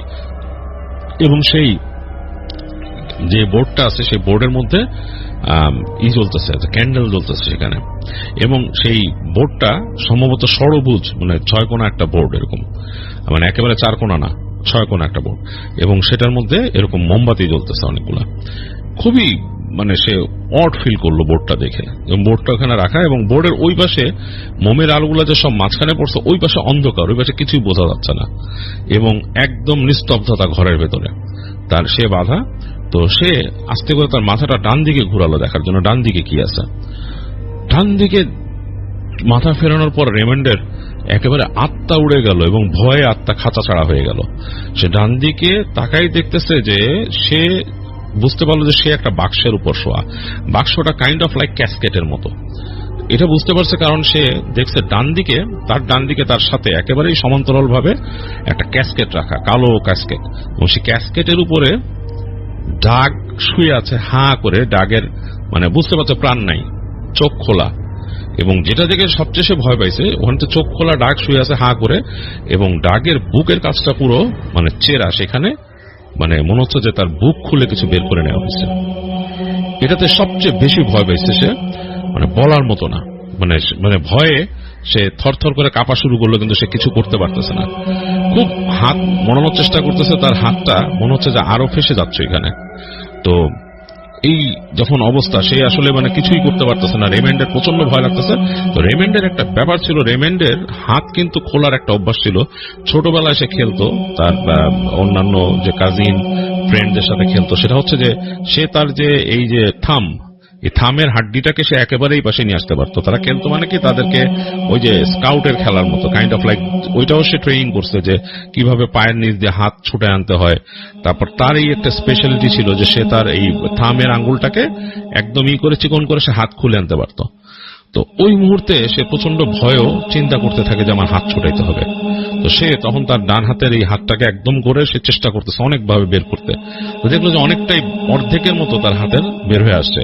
সে আরো চেষ্টা করতেছে অনেকটা, তো মোটামুটি এক জায়গায় সে আটকে গেছে দড়িটা শক্তভাবে। এই সময় শব্দ পেল যে ঘরের মধ্যে কে ঢুকছে। তো খুবই ভয় পেয়েছে কিন্তু আসলে রেমন্ড, কে ঢুকছে সে আসলে চিন্তা করতে পারতেছে না। সে চোখ বন্ধ করে ফেললো, কারণ সে চায় না যে সে সেন্সে আছে এটা কেউ দেখুক যে এখানে ঢুকছে। পিট পিট করে তাকানোর চেষ্টা করছে চোখ দিয়ে, একটুখানি পিট পিট করে তাকানোর চেষ্টা করছে, যেটা হচ্ছে চোখের নিচ দিয়ে। তো দেখতেছে সেই ঘরে ঢুকছে ওই বৃদ্ধ, এবং তার সাথে আরো একজন মানুষ, এবং সেই মানুষটা ওই বৃদ্ধের থেকে বেশ লম্বা, ভয়ঙ্কর, মানে দেখে বোঝা যাচ্ছে ভয়ঙ্কর, কারণ বিশাল আকৃতি, মানে একটা মনস্টারের মতো আকৃতি যদি হয় সেরকম কিছু। সেই মানুষটা হেঁটে যে বোর্ডের ওই পাশে দাঁড়ালো, এবং সেই মানুষটা তার কাছে একটা পাত্র থেকে থপ করে সেই যে মাঝখানে যে নকশা সেইখানে একটা জিনিস রাখলো। এই চোখ পিট চোখ দিয়ে সে দেখে বুঝলো ওইটা একটা হার্ট, মানুষের হার্ট, এবং সেটা একেবারেই ওইরকম রক্ত মাখা ওখানে রাখছে। এবং তাকালো তার দিকে, মানে রেমন্ডের দিকে তাকাইলো ওই বৃদ্ধটা সহ। তখন বৃদ্ধ তাকে বলতেছে যে এটা কি হুশ ফিরছে, মানে সেন্সে আসছে নাকি, সেন্সে না আসলে করা যাবে না, এবং ওই তাকে সেন্সে থাকা অবস্থায় করতে হবে। তো ভেতরে কিন্তু রেমন্ড পুরো শেষ, তার আত্মা উড়ে গেছে। সে বুঝতে পারছে যে কি হচ্ছে, সে যে জিনিসটা দেখছে এটা কার, সেই যে মানুষের অংশটা দেখছে সেটাও সে বুঝতে পারছে এটা কার। সে কিন্তু ভয়ে ভয়ে ভেতর থরথর করে কাঁপতেছে, কিছু বলতে পারতেছে না, আর আস্তে আস্তে নিজের হাতটা আরো ছোটানোর চেষ্টা করতেছে। তো অনেকখানি বের হয়ে আসছে, এবং সে বুঝতে পারলো আস্তে করে তার হাতটাকে সে বের করে ফেলছে, ডান হাতটা। তো এই সময় সে তার সামনে ওই যে বৃদ্ধ লোকটা যে নাকি তাকে ওই সময় কথা বলছিল, সে আস্তে করে হেঁটে তার কাছে আসলো, এবং এসে তাকে বলতেছে যে তুমি উঠো ঘুম থেকে, আর কত ঘুমাবা, উঠো, তোমার সময় হয়েছে, তোমার সাথে কথা বলা দরকার। তো রেমন্ড আস্তেই করে চোখ পিট করে এমন ভাব দেখালো যে তার এখনই মানে জাস্ট হুশ ফিরছে। তাকায় বলতেছে আমি কোথায়, আমাকে আটকে রাখছো কেন? সে একটা মানে হাত, যে হাতটা তার বাধা এখনো, সেটা সে টানাটানি করলো, খুব চটানোর চেষ্টা করলো। লোকটা বলছে, না, এটা তুমি এখন ছুটতে পারবা না, তোমাকে এখানে আনা হয়েছে যে তোমাদেরকে আনছে আমাদের যে প্রভু, সে তোমাদেরকে নিয়ে আসছে এখানে অটোমেটিক ভাবে, এবং তোমাদেরকে আমরা তার উদ্দেশ্যে আজকে স্যাক্রিফাইস করব। তোমার বন্ধুর স্যাক্রিফাইস শেষ এবং তুমিও এখন খুশি মনে তোমার নিজেকে স্যাক্রিফাইস করে দিবা, এবং আমাদের প্রভু তিনি তোমাকে এটা গ্রহণ করবেন এবং তোমার জন্য এটা একটা ব্লেসিং। তো রেমেন্ড গালাগালি শুরু করে, তখন একেবারে তার মানে যা খুশি বাবা মা তুলে গালাগালি শুরু করে। তো বৃদ্ধটা কোনো কথা বলে না, হাসতেছে। তো এই সময় সেই যে লম্বা লোকটা সে হেঁটে হেঁটে আশেপাশে, এবং তার কিন্তু চেহারা দেখা যাচ্ছে না, সে তার মাথা ঢেকে রাখছে একটা ক্লোকের মতো দিয়ে, এবং মুখের অংশটার মধ্যে একটা কালো মুখোশ পরা। তো রেমেন্ড বুঝতে পারছে যে মুখোশটা হতে পারে কোনো প্লাস্টিক, কোনো ফাইবারের, অথবা ছোট কোনো মেটালের হতে পারে, সামথিং লাইক দ্যাট, এরকম হতে পারে। তো ওই বৃদ্ধটা আস্তে করে সরে দাঁড়ালো পিছনে, এবং সেই যে লম্বা লোকটা সে হেঁটে আসলো রেমেন্ডের কাছে, এবং এসেই সে পাশে দাঁড়ালো। দাঁড়ায় সে আস্তে আস্তে তার সামনে কিছু মন্ত্র পড়া শুরু করলো। আর একবার এদিকে মন্ত্র পড়ে, খুবই ভয়ঙ্কর একটা মানে এটা সিন, রেমেন্ডের মাথা খারাপ হওয়ার মতো দশা, এবং সেই মন্ত্রের শব্দে একবার মন্ত্র পড়ে এদিকে, আরেকবার আসলো তার বায়ে, তার ডানে, বায়ে বসে মন্ত্র পড়ছে, ডানে বসে এসে মন্ত্র পড়লো, পড়ে তার কপালের উপর কি একটা চেপে ধরলো অনেকক্ষণ, এবং তারপরে মন্ত্র পড়লো। তারপরে হেঁটে তার পায়ের কাছে গেছে, এবং পায়ের কাছে যে সে মন্ত্র পড়তেছে এবং তাকে বলতেছে এখান থেকে যে তুমি আমাদের প্রভু লুসিফারের নামে নিজেকে তুমি করে দাও, মানে নিজেকে তুমি সঁপে দাও আর কি, নিজেকে তুমি মানে নিজের ইচ্ছায় সঁপে দাও এবং তোমার কল্যাণ হবে, এটা বলতেছে। বলতে বলতে তার দিকে ঝুঁকে আসছে তাকে দেখার জন্য, বা সামথিং দেখার জন্য, বা কিছু সামথিং, এই কারণে ঝুঁকে আসছে অনেকখানি। তো রেমেন্ড ওই সময় মানে সে মনে মনে প্রার্থনা করতেছিল সৃষ্টিকর্তার কাছে, যে আল্লাহর কাছে প্রার্থনা করতেছিল যে তাকে যেন সৃষ্টিকর্তা হেল্প করে। সে মানে একেবারে মনে প্রাণে, কারণ সে বুঝতে পারছে তাকে শয়তানের উদ্দেশ্যে এখানে বলি দিতেছে। তো সে অনেক কষ্টে তার পাটাকে হঠাৎ করে হ্যাঁচকা টান মারে। তো পাটা কিন্তু বাধা ছিল তার, কিন্তু তার ডান পাটা যে জুতা পরা ছিল, তার জুতাটা ওই দড়িতে আটকে ছিল, তার পাটা একেবারে জুতার থেকে বের হয়ে আসে, একেবারে মানে জুতাটা আটকা অবস্থায় থাকে, তার পাটা বের হয়ে আসে হ্যাঁচকা টানে, এবং সে সরাসরি ওই লোকটার একেবারে মুখের উপরে, একেবারে তার যে হিল আছে, হিল দিয়ে প্রচন্ড জোরে, গায়ের যত জোর আছে একটা লাথি মারে লোকটার মুখে। এবং মনে হলো যে সে বুঝতে পারে যে তার যে ওই মাস্কটা আছে ওটা ভেঙে মুখে বসে গেছে, বা সামথিং লাইক দ্যাট। লোকটা একটা অস্ফুট আর্তনাদ করে সরে গেছে, এবং লোকটা ছুরি দিয়ে সে একটা কোপ মারছিল। কোপটা তার গায়ে লাগে নাই, রেমেন্ডের গায়ে লাগে নাই, পাশের যে ওই কাঠটা আছে কাঠের মধ্যে ঘ্যাচ করে গেঁথে গেছিল সেই ক্যাসকেটের কাঠের মধ্যে। তো রেমেন্ড সাথে সাথে 1 সেকেন্ড লেট না করে সুযোগের ব্যবহার করার জন্য সে উঠে বসে, উঠেই সে হাত দিয়ে ছুরিটা নিয়ে নেয় আগে, কারণ তার ডান হাতটা খুলে ফেলছে, সে ডান দিয়ে ছুরিটা নিয়ে নেয় এবং সে ঘ্যাচ ঘ্যাচ করে তার ওই পায়ের বা পাটা কেটে, বা পায়ের দড়িটা কেটে ফেলে, এবং তারপর ডান হাতের দড়িটা কেটে ফেলে। এর মধ্যে বয়স্ক লোকটা ছুটে আসতেছিল এবং তার হাতে একটা ছুরি ছিল। তো রেমেন্ড আর কিছু না খেয়াল করে একদম সজোরে ছুরিটা ছুঁড়ে মারে, এবং সজোরে তার যে ছুরিটা একদম থ্রো নাইফের মতো ছুঁড়ে মারে, এবং লোকটার গায়ের মধ্যে ঘ্যাচ করে গেঁথে যায় ছুরিটা। সে আর কোনো কিছু না দেখে সে লোকটাকে দৌড় দেয়, মানে ওখান থেকে লাফ দেয়, সে লাফ দিয়ে ধাক্কা দিয়ে লোকটাকে সে ফেলে দেয়, ফেলে দিয়ে সে দৌড়ায়, মানে ওখান থেকে বের হয়ে ওই দরজা দিয়ে বের হয়ে যায়। বের হয়ে দরজা দিয়ে বেরোয় সে দেখে যে আসলে সে আটকা ছিল বেসমেন্টে। তো উপর দিকে উঠে আসে, এসে সে দৌড়াচ্ছে, অন্ধকার, রাত তখন অন্ধকার হয়ে গেছে চারিদিক, এবং সে দেখতেছে চারিদিক খা খা করতেছে। বাসা থেকে বের হয়ে সোজা দৌড়ায় সে, এবং তার কোনো আন্দাজ নাই। দৌড়াতে দৌড়াতে দৌড়াতে দৌড়াতে দৌড়াতে সে এক সময় চলে আসে যে সেই যে তার যে ট্রাক রাখা ছিল সেইখানে। এখানে এসে দেখে তার ট্রাক নাই, কিচ্ছু নাই। আবার সে দৌড়াতে থাকে, এবং সে মানে ওই দিকে, মানে এই দিকে আর সে আসবে না, সে দৌড়াতেই থাকে। দৌড়াতে দৌড়াতে কতক্ষণ গেছে তার বলতে পারবে না। তার এক পায়ে জুতা, এক পায়ে কিন্তু জুতা নাই, এবং যে পায়ে জুতা নাই সেই পায়েটা একদম ক্ষতবিক্ষত হয়ে গেছে, তার পিচের সাথে টাচ খেয়ে খেতে। এক পর্যায়ে সে বসে পড়ে তার পায়ের আরেক জুতাওয়ালা পাটাও জুতা খুলে ফেলে, খুলে সে খালি পায়ে দৌড়াতে থাকে। এবং অনেকক্ষণ সে দৌড়াতে দৌড়াতে দৌড়াতে দেখে যে একটা বাড়ি, সেই বাড়িটার মধ্যে বাতি জ্বলতেছে, লাইট জ্বলতেছে। তো সে মানে মানে খুব দৌড়ায় যায়, সে বাড়িটার মধ্যে সে বেল দিতে থাকে, মানে সেখানে বেল ছিল, বেল দিতে থাকে। তো অনেকক্ষণ পর সেই বাড়ির থেকে খুব মানে একটু খুব ভয়ার্ত এই কণ্ঠে একটা লোক আর একটা মহিলা আস্তে করে সেই দরজার কাছে আসে। লোকটার হাতে আবার একটা বন্দুক, গান নিয়ে। বলে, কে?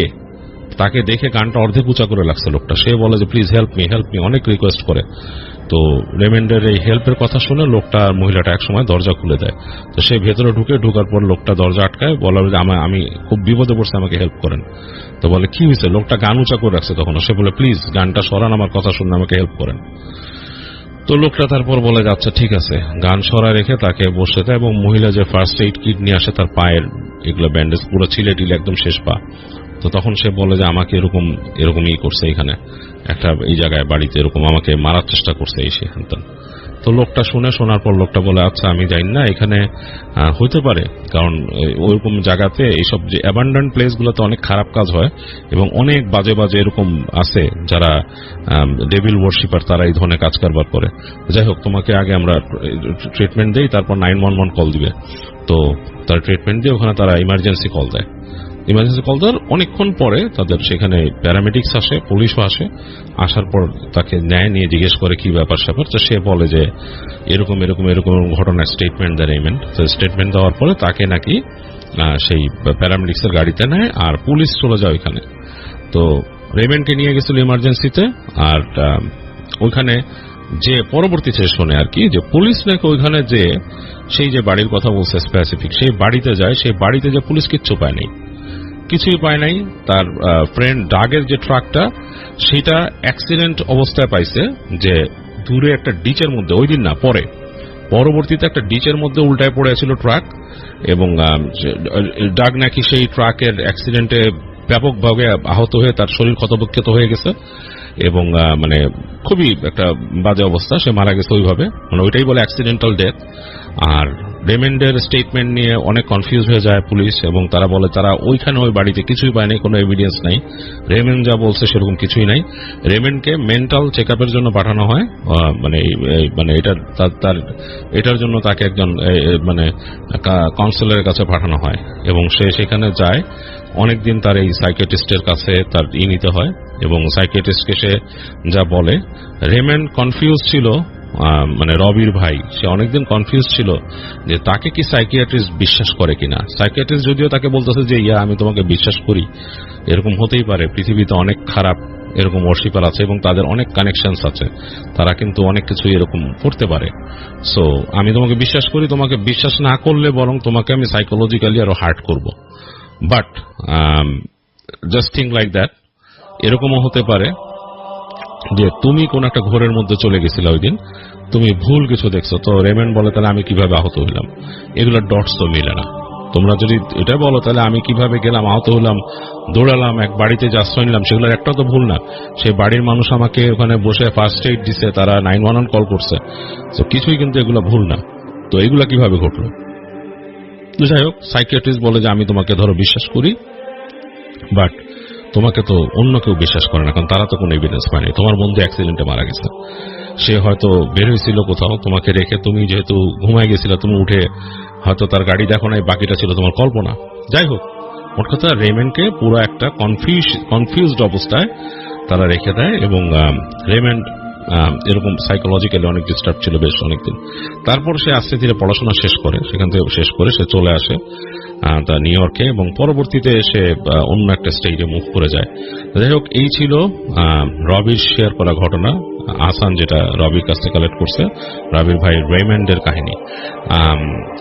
রেমন্ডের এটা বেশ ভয়ের একটা জিনিস, এরকম সিচুয়েশনে যেন কেউ না পড়ে আই থিঙ্ক। তবে বিদেশে অনেকেই কিন্তু এই ধরনের জিনিসপত্র দেখে থাকেন এবং অনেকের কাছে এই ধরনের অনেক রকম এভিডেন্স বা অনেক রকম সিচুয়েশনে তারা পড়ছেন। এটা কিন্তু অনেকেই বলে, আপনারা মাঝে মাঝেই খেয়াল করবেন যে অনেকের কাছেই এরকম কিছু ব্যাপার স্যাপার থাকে। কেউ হয়তো এত ভয়ঙ্কর ভাবে পড়ে নাই, কেউ ছোটখাটো কোনো সিচুয়েশনে পড়ছে, এই ধরনের ঘটনা অনেকের কাছে থাকে। তো থ্যাংক ইউ হাসান কাহিনীটা কালেক্ট করার জন্য আমাদের। তো এই ঘটনাটা ঘটেছিল আরমানের নানাবাড়ি এলাকায় এবং আজ থেকে অনেক বছর আগে, এবং সেখানে একজন মানুষ থাকতো যার নাম ছিল এমদাদ মিয়া। এবং এমদাদ মিয়া পেশায় একজন ছিল কাঠ মিস্ত্রি, তিনি কাঠের কাজ করতেন। কিন্তু তার একটা শখ ছিল, তিনি সুযোগ পেলেই, তার একটা কোষা নৌকা ছিল। কোষা নৌকা আপনারা জানেন যে ছোট একটা নৌকা, সেই কোষা নৌকা নিয়ে তিনি বেরিয়ে পড়তেন নদীতে, এবং তিনি তাদের ওখানে নদীর অংশটা ছিল বেশ চিকন আর কি, মানে বেশ শীর্ণ একটা নদীর অংশ ছিল, মানে অনেকটাই শীর্ণ হয়ে গেছে ওই অংশ দিয়ে। এবং বাট সেই নদীর এক অংশ দিয়ে গেলে বেশ গাছপালা বন জঙ্গলের মতো আছে। তো সেই সব জায়গায় সে চলে যেতেন তিনি মাছ ধরতে। তার মাছ ধরা একটা শখ ছিল এবং তার মাছ ধরার শখটা মূলত রাত কেন্দ্রিক। রাতের বেলা মাছ ধরতে পছন্দ করতেন তিনি, বিশেষ করে যখন চাঁদ উঠত পূর্ণিমার রাতে তিনি খুব বেশি যেতেন। তো এই এমদাদ মিয়া সবসময় কাঠের কাজ করেন এবং তার মানুষ অনেক ফরমাইশি, তাকে খুব পছন্দ করে, ফরমাইশ দেয় তার কাছে যে এরকম খাট লাগবে ওরকম খাট লাগবে। তো তিনি সেগুলো তৈরি করতেন, খুব যত্ন নিয়ে তৈরি করতেন। তার মানে খুব হাতের কাজ ভালো ছিল। তার গুরু তাকে অনেক ভালোভাবে শিখিয়েছিলেন কাজটা করা। যাই হোক, এবং এমদাদ মিয়ার যে কোষা নৌকাটা ছিল সেটাও খুব ভালো কাঠের নৌকা এবং তিনি খুব পছন্দ করতেন, মানে শৌখিন মানুষ আসলে এমদাদ মিয়া। আর মাছ ধরাটাও ছিল তার একটা বিশেষ শখ। তো এরকম একটা সময় একদিন এমদাদ মিয়া এরকম দিনের বেলা তার বসে আছেন, তিনি গল্প করছেন তার আশেপাশে যারা বন্ধু বান্ধব যাদের সাথে তার মানে ভালো জমে সেরকম মানুষদের সাথে গ্রামে। তো তারা গল্প করতে করতে বলল একজন যে এইখানে এই যে আমাদের নদী যেখান থেকে বাঁক নিয়ে গেছে ওই জায়গা থেকে যায় না, বলতেছে ওই জায়গাতে ঢুকে যে অনেক কিন্তু একটু জংলা টাইপের জায়গা, কিন্তু ওই জায়গায় কিন্তু অনেক ভালো ভালো মাছ পাওয়া যায়। তো অনেক ভালো মাছ উঠে এবং দেখা গেছে যে অনেকেই যারা যে গেছে ওইখানে তারা অনেক ভালো মাছ ধরতে পারছে।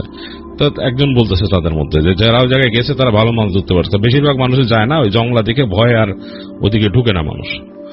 তো এমদাদ মিয়া বললো যে জংলা দিকে ভয় ঢুকে না, আসলে বাসার থেকে মানুষ এত দূর যাইতে চায় না মাছ ধরতে, বেশ দূর হয়ে যায় তো এখান থেকে, আবার ওই জায়গায় স্রোতটাও বেশি, স্রোতটা কেমন যেন এলোমেলো ভাবে চলে, নৌকা বেয়ে আসতে অনেক কষ্ট হয়, এটা বলতেছে এমদাদ মিয়া। তো সেই লোক তখন বলতেছে আরে না, ওদিকে গেলে পরে কিন্তু ভালো মাছ পাওয়া যায়, এটা আসলে মানুষ যায় না, ভয় পায় মানুষ।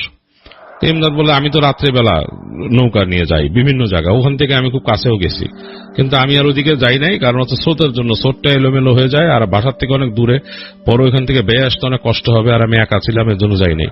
তো ওখানে যাওয়া আমার কাছে কোনো ব্যাপার না। তো ওই লোকের সাথে কথায় কথা তার তর্ক লাগে। লোকটা বলে যে ইমদাদ তুমিও ভয় পাও, তুমি এটা স্বীকার করো না এসে। তো ইমদাদ বলে যে আমি কোনো ভয় নেই আমার। এই তর্ক বিতর্কে ইমদাদ বলে যান আমি যাচ্ছি, এই যে সামনের যে চাঁদনি রাত আসবে, চাঁদনি রাতে আমি মাছ মারতে যাচ্ছি, আমি যাবো ওইখানে। তো ওই লোক বলতেছে যে তুমি যে যাবা তার প্রমাণ কি, তুমি এখানে বলে কি আচ্ছা আমি যাবো ওইখানে, আপনি যদি প্রমাণ পাইতে চান, আপনার যদি মনে হয় যে ওইখানে আমি ওইখানে যে একটা কাঠের খুঁটি পুঁতে দিয়ে আসবো, একেবারে কাপড় বাইন্ধে, মাথায় লাল লাল কাপড় বাইন্ধে ওখানে পুঁতে দিয়ে আসবো আমি, দেখেন তাহলে বুঝবেন আপনি যে ঘটনা কি, লাল গামছা একটা বাইন্ধে দিয়ে ওখানে পুঁতে দিব, আপনি যে দেখে আইসেন ওইটা, তাহলে বুঝবেন প্রমাণ কি। আর নাহলে আপনি স্বীকার করবেন যে ইমদাদ গেছিল ওখানে মাছ মারছে, ইমদাদ মাছও ধরছে, এবং আপনি আমাকে আর মানে সবার সামনে বলবেন যে আমি এদের সবার থেকে সাহসী। তো ওই লোক বলে আচ্ছা যাও, তুমি যদি করতে পারো তাহলে আমিও দেখে আসতে পারবো পরে যে তুমি ওখানে আসলে গেছো নাকি। বলে ঠিক আছে। ইমদাদ মিয়ার একটু জেদ চাপে আর কি, সে আসলে খুব সাহসী মানুষ, এইসব ভয়টায় পায় না।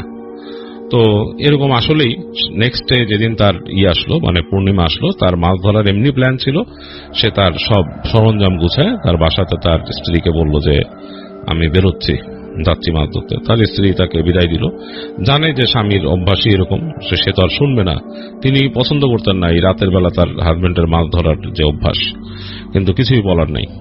ইমদাদ মিয়া সবকিছু গোছায়, তার যে জিনিসপত্র সব গোছায়, বড়শি টর্শি যা যা আছে গোছায় নিয়ে, সে তার জালও ছিল, ছোট জালও ছিল, যদি সময় সময় জালও মারতেন যদি বুঝতেন যে মাছ আছে বেশ, এমনি বড়শি দিয়ে শিকার করেন বাট জালও আছে তার। তো তিনি সেগুলো সব গোছায় তার কোষা নৌকার কাছে আসলেন। তিনি এক জায়গায় উঠায় রাখতেন, নদীর পাড়ে এক জায়গায় উঠায় রাখতেন নৌকাটাকে। তো ওইটাকে অনেক করে কসরত করে ঠেলে নদীতে নামাইলেন এবং তার জিনিসপত্র রাখলেন, রেখে উঠে বসলেন। তো উঠে দেখতেছেন যে খুব সুন্দর একটা চাঁদ আসছে, চাঁদটা হলদেটে রঙের চাঁদ, মানে এই হলদেটে রঙের চাঁদ তার কাছে বেশ লাগে, তিনি খুব এনজয় করেন হলদেটে চাঁদ দেখলে। দেখতেছেন যে আকাশে হলদেটে চাঁদ এবং সেটার আলো পানিতে পড়ে পানিতে ঝকমক করতেছে, মনে হচ্ছে যে ওইটার রিফ্লেকশনটা ভেঙে ভেঙে যাচ্ছে। তো এরকম দেখে তিনি মানে খুব ভালো মজা, মানে খুব আনন্দ পেলেন। তিনি তখন চিন্তা করলেন যে তার খুব মানে কাছের বন্ধু একজন আছে, যে সে যদি থাকতো তাহলে খুব ভালো হতো। তো সে কাছের বন্ধুকে যেহেতু পেলেন না, তিনি একাই, মানে তিনি আসলে ওই বন্ধুর সাথে আলাপ আলোচনাও করা হয়নি তার, যে তিনি এরকম মাছ ধরতে যাবেন রাতের বেলা এবং একটু দূরে যাবেন, তিনি যে ওখানে যে ওই বনের মধ্যে ঢুকবেন, এগুলা কিছুই তার মানে বন্ধুর সাথে আলাপ করা হয়নি। তো যাই হোক, তিনি নৌকায় উঠে নৌকা ছেড়ে দিলেন। আর তার আসলে বন্ধুকে বলার মতো না ছিল না ব্যাপারটা, কাজ সেই যে লোকটার সাথে তার তর্ক হয়েছিল যে ওখানে সে যেতে পারবে না, মানুষ ভয় পায়। সেই লোকটাকে কিন্তু তিনি বলছেন তিনি একলা যাবেন ওইখানে, কারণ তিনি খুব সাহসী মানুষ। তো সুতরাং সব দিক বিবেচনা করলেও তার এটাই মানে করার প্রয়োজন ছিল, তিনি একলাই রওনা দিলেন।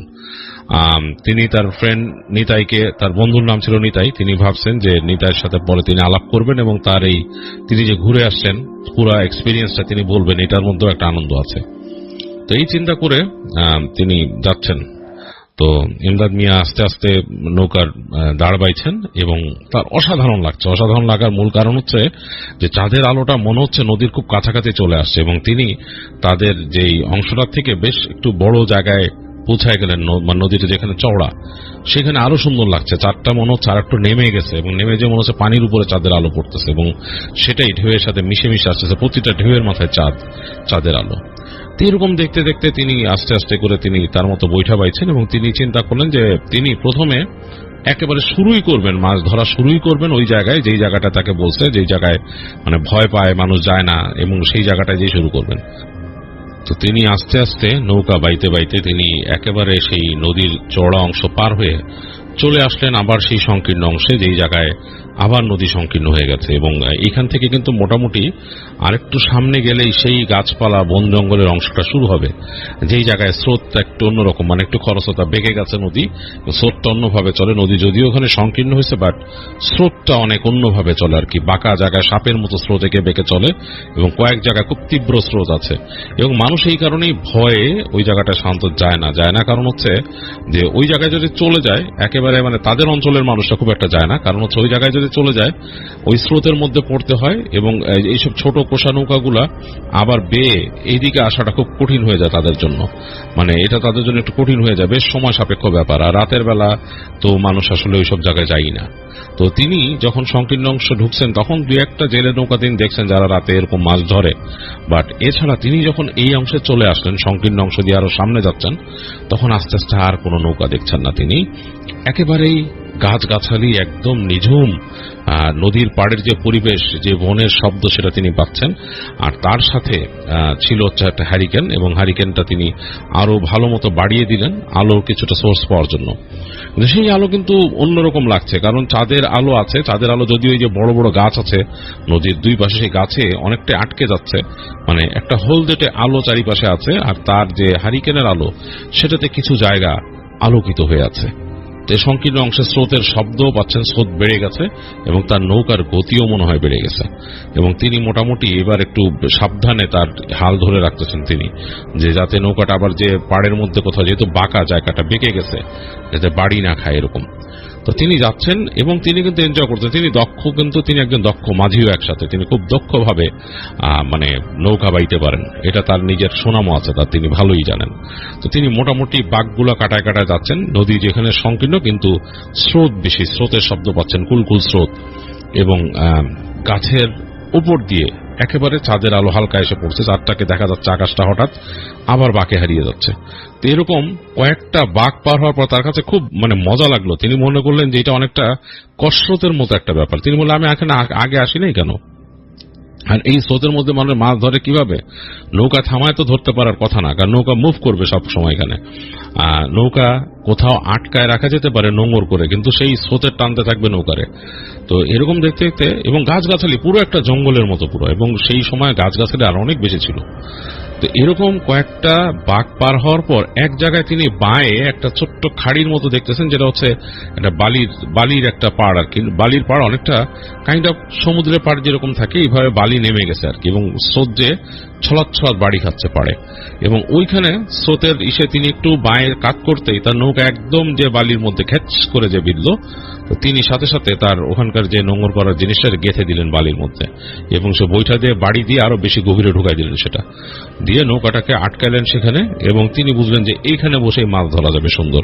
দেখতে পাচ্ছেন যেখানটায় তিনি আছেন তার সামনে বিশাল গাছগাছালির জায়গা, মানে মনে হচ্ছে একটা জঙ্গল পুরা, এবং ঝিঝি পোকা ডাকতেছে, এবং তার উপর দিয়ে গাছে মানে সেই গাছপালার ফাঁক দিয়ে চাঁদটা দেখা যাচ্ছে, একদম হলদেটে চাঁদ, এবং সেটা আলো এসে পড়ছে চারিপাশে।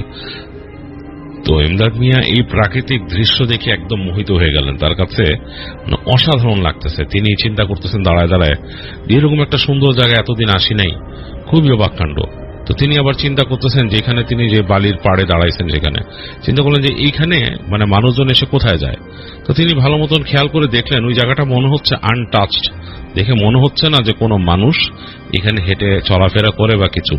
এবং তার পেছনের জায়গাটা একেবারে খাখা করতেছে, ঝিঝি পোকার শব্দ আসতেছে এবং সেইখানেও গাছের উপরে চাঁদের আলো পড়ছে, বেশ একটা অন্যরকম হলুদাভ আলো।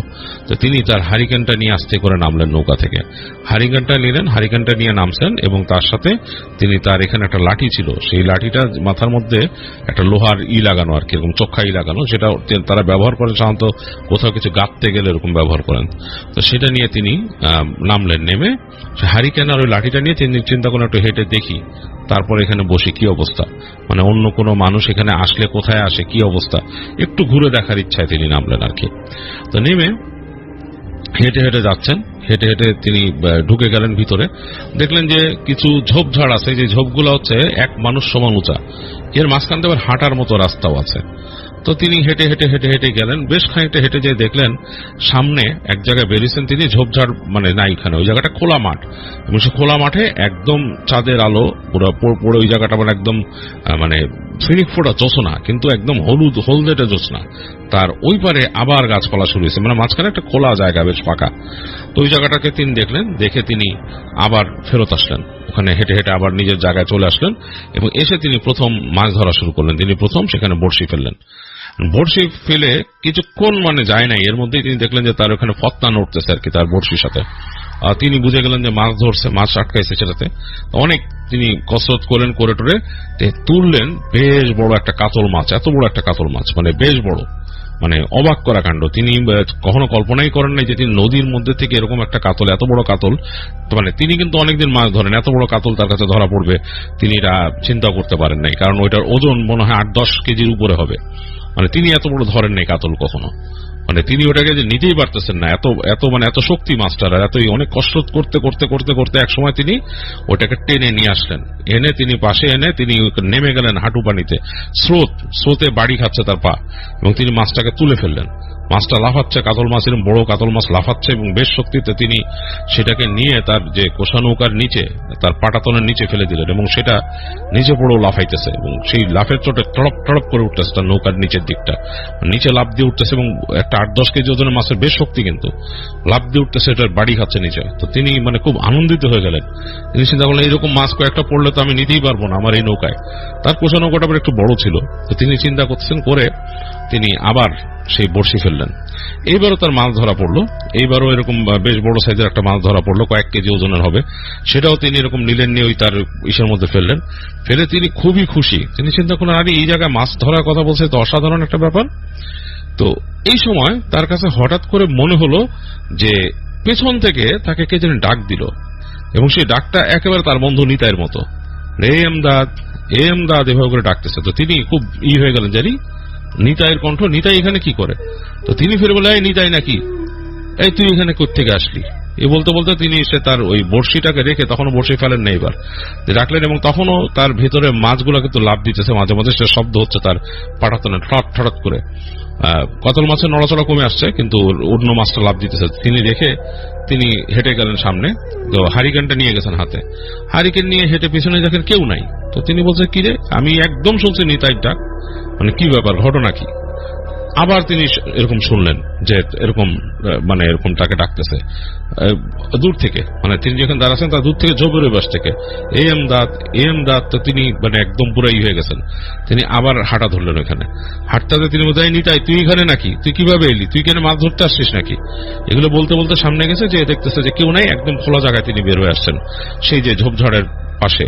এই ডাক শুনতে শুনতে তিনি চলে আসেন ওই ঝোপঝাড় পার হয়ে যে ফাঁকা জায়গাটা, ওইখানে। এখানে এসে তিনি অদ্ভুত একটা দৃশ্য দেখলেন একটা হরিণ দাঁড়ায় আছে, এবং হরিণটার মানে সারা শরীরে, গলায়, মানে ঘাড়ে, মানে মানে সব জায়গায় একটা নেকলেস হারের মতো পরানো, স্বর্ণের, এরকম বড় বড়, মানে মানে বড় স্বর্ণের হার যদি পরানো থাকে এরকম, পিঠের মধ্যেও একদম স্বর্ণ দিয়ে পেঁচানো একটা মানে ইসের মতো, মানে একটা জামার মতো এরকম পরানো হরিণটা, এবং তাকে দেখে তাকায় আছে হরিণটা, এবং চাঁদের আলোয় তার গায়ের যে অর্নামেন্ট ঝকঝক করতেছে, এবং হরিণটা তাকে দেখে আরেকটু কাছে আসলো তার থেকে, ইমদাদ মিয়া পুরাই অন্যরকম হয়ে গেল। সে মানে একদম মানে মানে মানে মানে তার মাথা আউলায় গেল যে এটা কেমন কথা, এরকম গয়নাঘাটি পরা একটা হরিণ তার সামনে, এটা কেমন কথা। হরিণটা আসার পর তিনি যখন নাকি হরিণটা একটু কাছে আসছে, তিনিও আসলে এটা লোভে পড়ে গেলেন, তিনিও আরো কাছে গেলেন হরিণটা।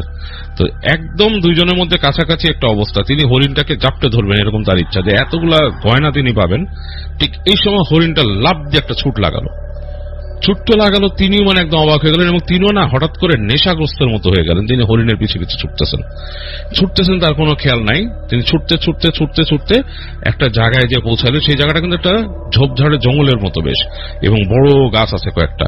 সেই গাছের কাছে তিনি দূর থেকে দেখতেছেন চাঁদের আলো সেখানেও পড়তেছে, কারণ মানে উপরে খোলা, উপরে এত বেশি ছাউনি নাই, গাছের ছাউনি এত বেশি না, চাঁদের আলো পড়তেছে। এবং তার হাতের হারিকেন কিন্তু কখন বাড়ি বুড়ি খেয়ে নিভে গেছে তার এটা খেয়ালও নাই, তার হাতে হারিকেন ধরে রাখছেন তিনি ঠিকই। তো তিনি ওই চাঁদের আলোতেই দেখতেছেন যে হরিণটা গাছের নিচে দাঁড়াইছে, চাঁদের আলো পড়তেছে। তো তিনি একদম হাঁটতে হাঁটতে হাঁটতে হাঁটতে কাছে চলে আসলেন। তার হাতে কিন্তু সেই লাঠিও আনেন নাই তিনি। এবার একদম কাছে যখন চলে আসলেন, তো হরিণটা দেখলো যে হাসতে করে হেঁটে গাছের ওই পারে চলে গেল, মানে গাছটা বেশ মোটা, গাছের যে পেছনের দিকে চলে গেল। তো তিনিও আস্তে আস্তে হাঁটতে হাঁটতে গাছের কাছে চলে আসলেন। তিনি চিন্তা করতেছেন পিছন থেকে লুকায় যে হরিণটাকে তিনি ধরতে পারেন কিনা। অদ্ভুত চিন্তা, কারণ হরিণকে এইভাবে ধরা সম্ভব না, কিন্তু কেন জানি তিনি তাকে লোভে পেয়ে বসছে।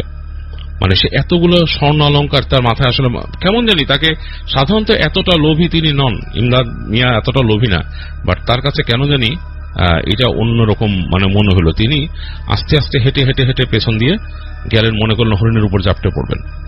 তিনি যখন ঘুরে একটা প্যাচ মানে একটা ব্যাসার্ধ ঘুরে আসছেন গাছের, তখন তিনি হঠাৎ দেখলেন যে হরিণটাকে তিনি দেখতেছেন, হরিণটা হঠাৎ করে সোজা হয়ে গেল, যেমন দুই পায়ের উপর দাঁড়ায় সেরকম দুই পায়ে দাঁড়ায় গেল, এবং সেটা একটা মানুষের মতো আকৃতিতে পরিণত হলো, এবং বেশ লিকলিকে লম্বা, এবং তার লম্বা লম্বা দুইটা হাত, এবং তার শরীরে ঠিকই সেই গয়নাগুলো কিন্তু সে ঝকঝক করতেছে, কিন্তু একদম লিকলিকে হাতের একটা শুকনো একটা আকৃতিতে পরিণত হলো মানুষের মতো, এবং কেমন একটা শব্দ করলো তার দিক থেকে, ফস করে একটা শব্দ করলো, উদ্ভট শব্দ।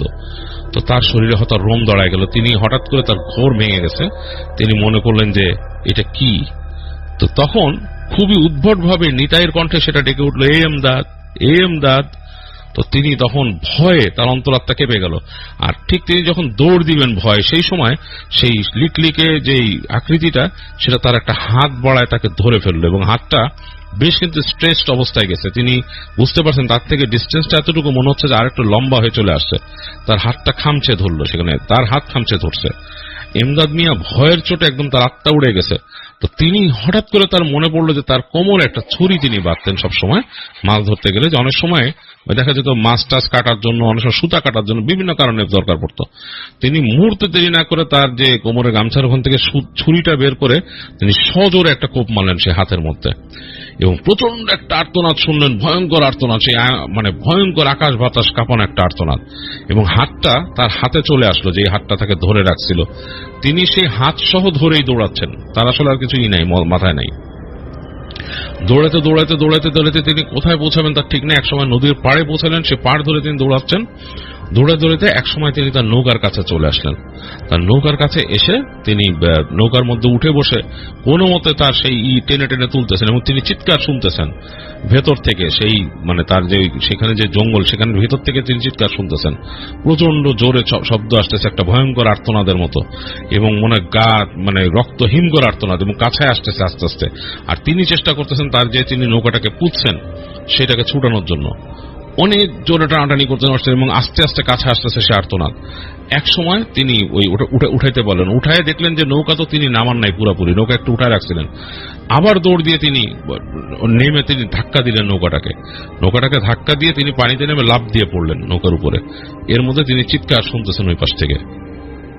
তো তিনি যখন নৌকা নিয়ে প্রাণপণ বাইতেছেন, তার আসলে কোন সেন্স নাই, স্রোতের এগেনস্টে বেয়ে চলতেছেন, তিনি প্রচন্ড কষ্ট পাচ্ছেন, এবং একটু দূরে চলে আসছেন তিনি, কারণ স্রোতটা এই মুখ আর ওই মুখ ঘুরে যায় এরকম, স্রোতটা ওইখানে মানে এই পাশ থেকে সেইভাবে ঘুরে যায় স্রোতটা এরকম। তিনি চেষ্টা করতেছেন ওই পাশের স্রোতের মধ্যে নিয়ে গেলে তার অনুকূলে স্রোত পড়বে। অনেক কষ্টে তিনি ওখানে আসলেন। তিনি যখন স্রোতের ওই পারে পড়ে গেছেন, মানে তার যাওয়ার রাস্তাটা একটু ইজি হয়েছে, যেতে পারবেন, এই সময় তিনি প্রচন্ড চিৎকার শুনলেন পানির পেছনে, এবং বিভৎস সেই চিৎকার, মানে আকাশ বাতাস কাঁপায়, পুরো গাছগাছালি বনভূমি কাঁপায় একটা চিৎকার। তো তিনি নৌকা বাইতে বাইতে সামনে চলে আসছেন। তখন তিনি হঠাৎ খেয়াল করলেন তার নৌকার পাটাতনে একটা হাত পড়ে আছে, যেটাকে তিনি কেটে নিয়ে আসছেন, এবং সেটা কিন্তু মানে ওখানে তিনি তার নৌকাতে ছুঁড়ে মারছিলেন তখন এসে। তো তিনি খেয়াল করলেন সেই হাতটার দিকে, চাঁদের আলো তখনও পড়তেছে, হাতের মধ্যে ঝকঝক করতেছে কিছু জিনিস। তিনি যে হাতটার থেকে দেখলেন যে আংটি, সেই হাতের 4 আঙ্গুলে 4টা আংটি। তিনি আংটিগুলো খুললেন, দেখলেন যে বেশ ভারী এবং স্বর্ণের। তিনি হাতটার দিকে খেয়াল করলেন, হাতটা একটা কাটা হাত, এবং সে ভয়ঙ্কর চোখা চোখা নখ সেই হাতে, এত বড় একটা মানে হাত, শূন্য একটা হাত, সেটার মধ্যে চোখা চোখা নখ, এবং হাতের মধ্যে রোম, অনেকগুলো বড় বড় রোম। তিনি ভয়ের চোটে সে নদীতে ছুঁড়ে ফেলে দিলেন। তিনি সেটা রাখলেন না নিজের সাথে, অমঙ্গলের কথা ভেবে। যাই হোক, অনেক কষ্টে, প্রচন্ড ভয়ে তিনি মনে মনে যতটুকু, তিনি আসলে খুব প্র্যাকটিসিং কোনো মানুষ ছিলেন না, তবে যতটুকু পারতেন দোয়া দুরূদ পড়তে পড়তে তিনি আসা শুরু করলেন, এবং এক সময় তিনি পৌঁছালেন নিজেদের ঘাটে। সেখানে এসে তিনি তার নৌকাটাকে পাড়ে উঠালেন। উঠায় তিনি তার সেই নৌকার পাটাতন থেকে মাছগুলোও পেলেন, মাছগুলো ঠিক আছে, সেগুলোকে নিয়ে তিনি বাসায় চলে আসলেন। বাসায় এসে তিনি প্রচন্ড জোরে তার দরজা নক করতেছেন। তার স্ত্রী দরজা খুলে দিল। কি হয়েছে দেখলেন যে মানে গ্রামের গভীর রাত তখন, এবং তিনি মাছ ক্যারি করে আসেন। তার স্ত্রীকে তিনি দরজা নক করে বললেন যে আমি খুব বিপদে পড়ছিলাম বউ, আমি খুব বিপদে পড়ছিলাম। তার বউ জিজ্ঞেস করলেন কি হয়েছে। তখন তিনি রান্নাঘরে যে তার বউকে বললেন যে আসো মাছটা কটো, আমি বলতেছি তোমাকে। তো তার ওয়াইফ তার সাথে গেলেন মাছ 2টা নিয়ে, এবং সেই রান্নাঘরে তারা বাতি জ্বালাইছে, তাদের হারিকেন কুপি এগুলো জ্বালায় বেশ আলোকিত করছে। তো ইমদাদ মিয়া ওখান থেকে সরতেছে না ভয়ে, তার কাছে কেন জানি ভয় লাগতেছে। তিনি তার স্ত্রীকে বললেন যে একটা ভয়ের কাহিনী ঘটছে। কি ঘটছে? তিনি আস্তে করে তার যে কোচরের মধ্যে রাখছিলেন সে আংটিগুলা, 4টা আংটি খুলে দেখালেন, এরকম ভারী ভারী স্বর্ণার ঝকঝক করতেছে। তো তার স্ত্রী তো প্রচন্ড মানে হয়ে গেলেন, যেটা কোত্থেকে পাইছো কি। তো তিনি তখন স্ত্রীকে ঘটনাটা বলেন। তো স্ত্রী বলে তুমি হাতটা ফেলে দিলে কেন? বলে আমি ভয় পাইছিলাম, ওটা রাখলে মনে হচ্ছে অমঙ্গল। তো তার স্ত্রী তাকে বলে যে এটা এখন তুমি রেখে দাও, আর কিছু বলো না, কিছু করো না।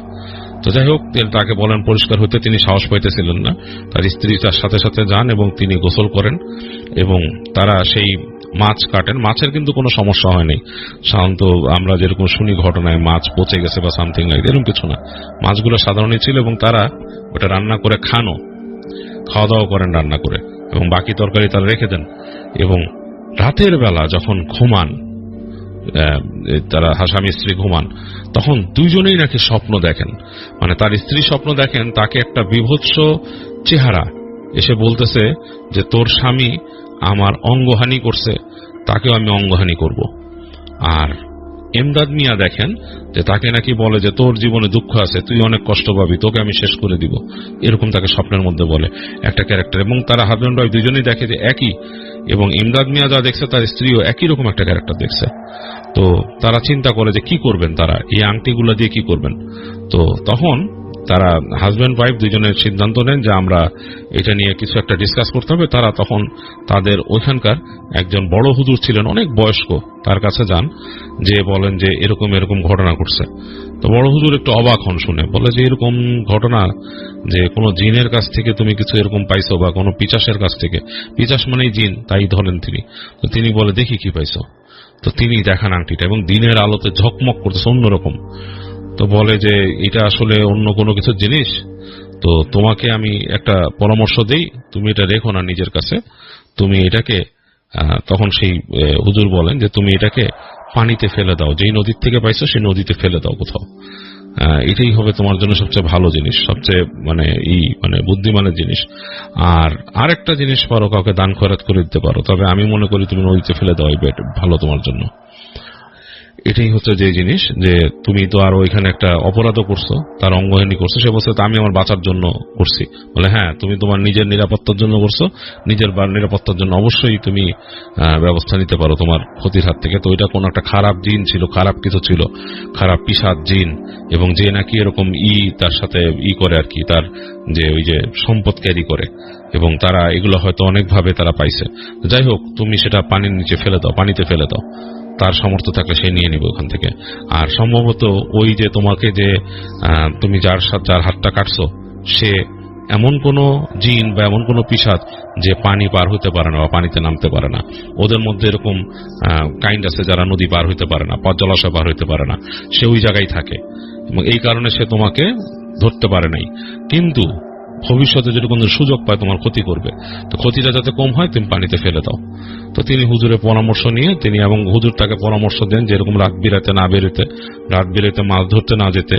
এবং তিনি প্র্যাকটিসিং ছিলেন না, ইমদাদ মিয়া প্র্যাকটিসিং ছিলেন একদম। তাকে বলছে যে তুমি ঠিকমতো নামাজ কালাম পড়বা, তুমি ঠিক হয়ে যাও। তার স্ত্রীকেও বলেন যে আপনিও নামাজ কালাম ঠিক মতো পড়েন আপনার স্বামীর সাথে, আর রাতের বেলা বেরোতে দিবেন না তাকে, একদমই এরকম ঠিক না। আর এখন তো তার একটা শত্রুতা তৈরি হয়েছে।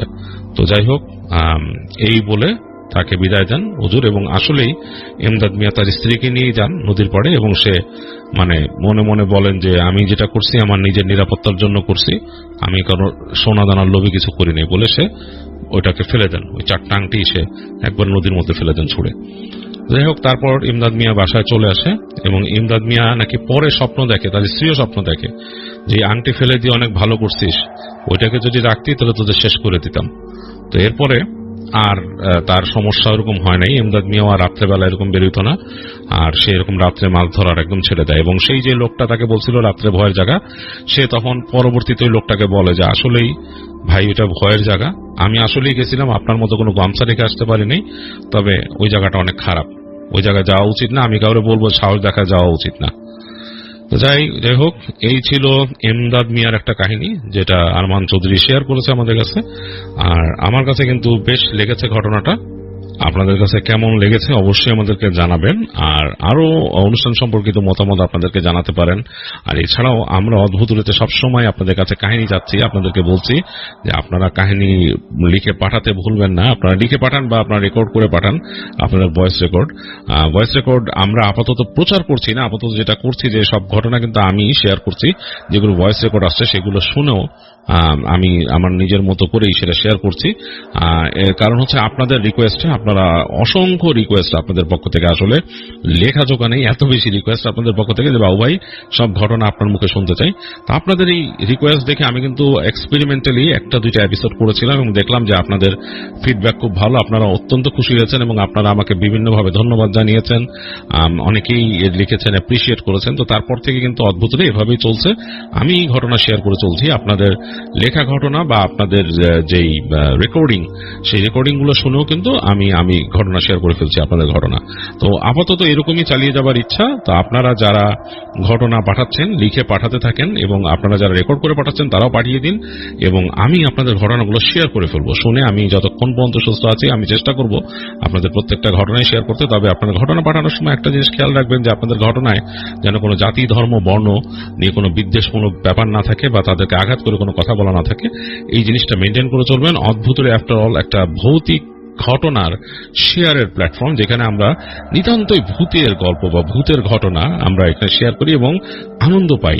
যে ঘটনাগুলো আপনারা চিন্তা করে দেখেন যে আমরা ছোটবেলায় যেমন অনেকে দেখা যেত যে ইলেকট্রিসিটি চলে গেলে ছাদে বসে পাটি মাদুর বিছিয়ে সেখানে ঘটনা বলা হতো, ভূতের ঘটনা শোনা হতো, ভূতের গল্প শোনা হতো, এক একজন এক একটা এক্সপিরিয়েন্সের কথা বলতেন, সেগুলো আমরা শুনতাম। আমি যখন খুব ছোট আমি এরকম অনেক সময় কাটিয়েছি আমার মামাদের সাথে। দেখেছি যে তখন ঢাকা শহরে রাতের বেলা এরকম ইলেকট্রিসিটি যেত এবং আমাদের বাসার সামনে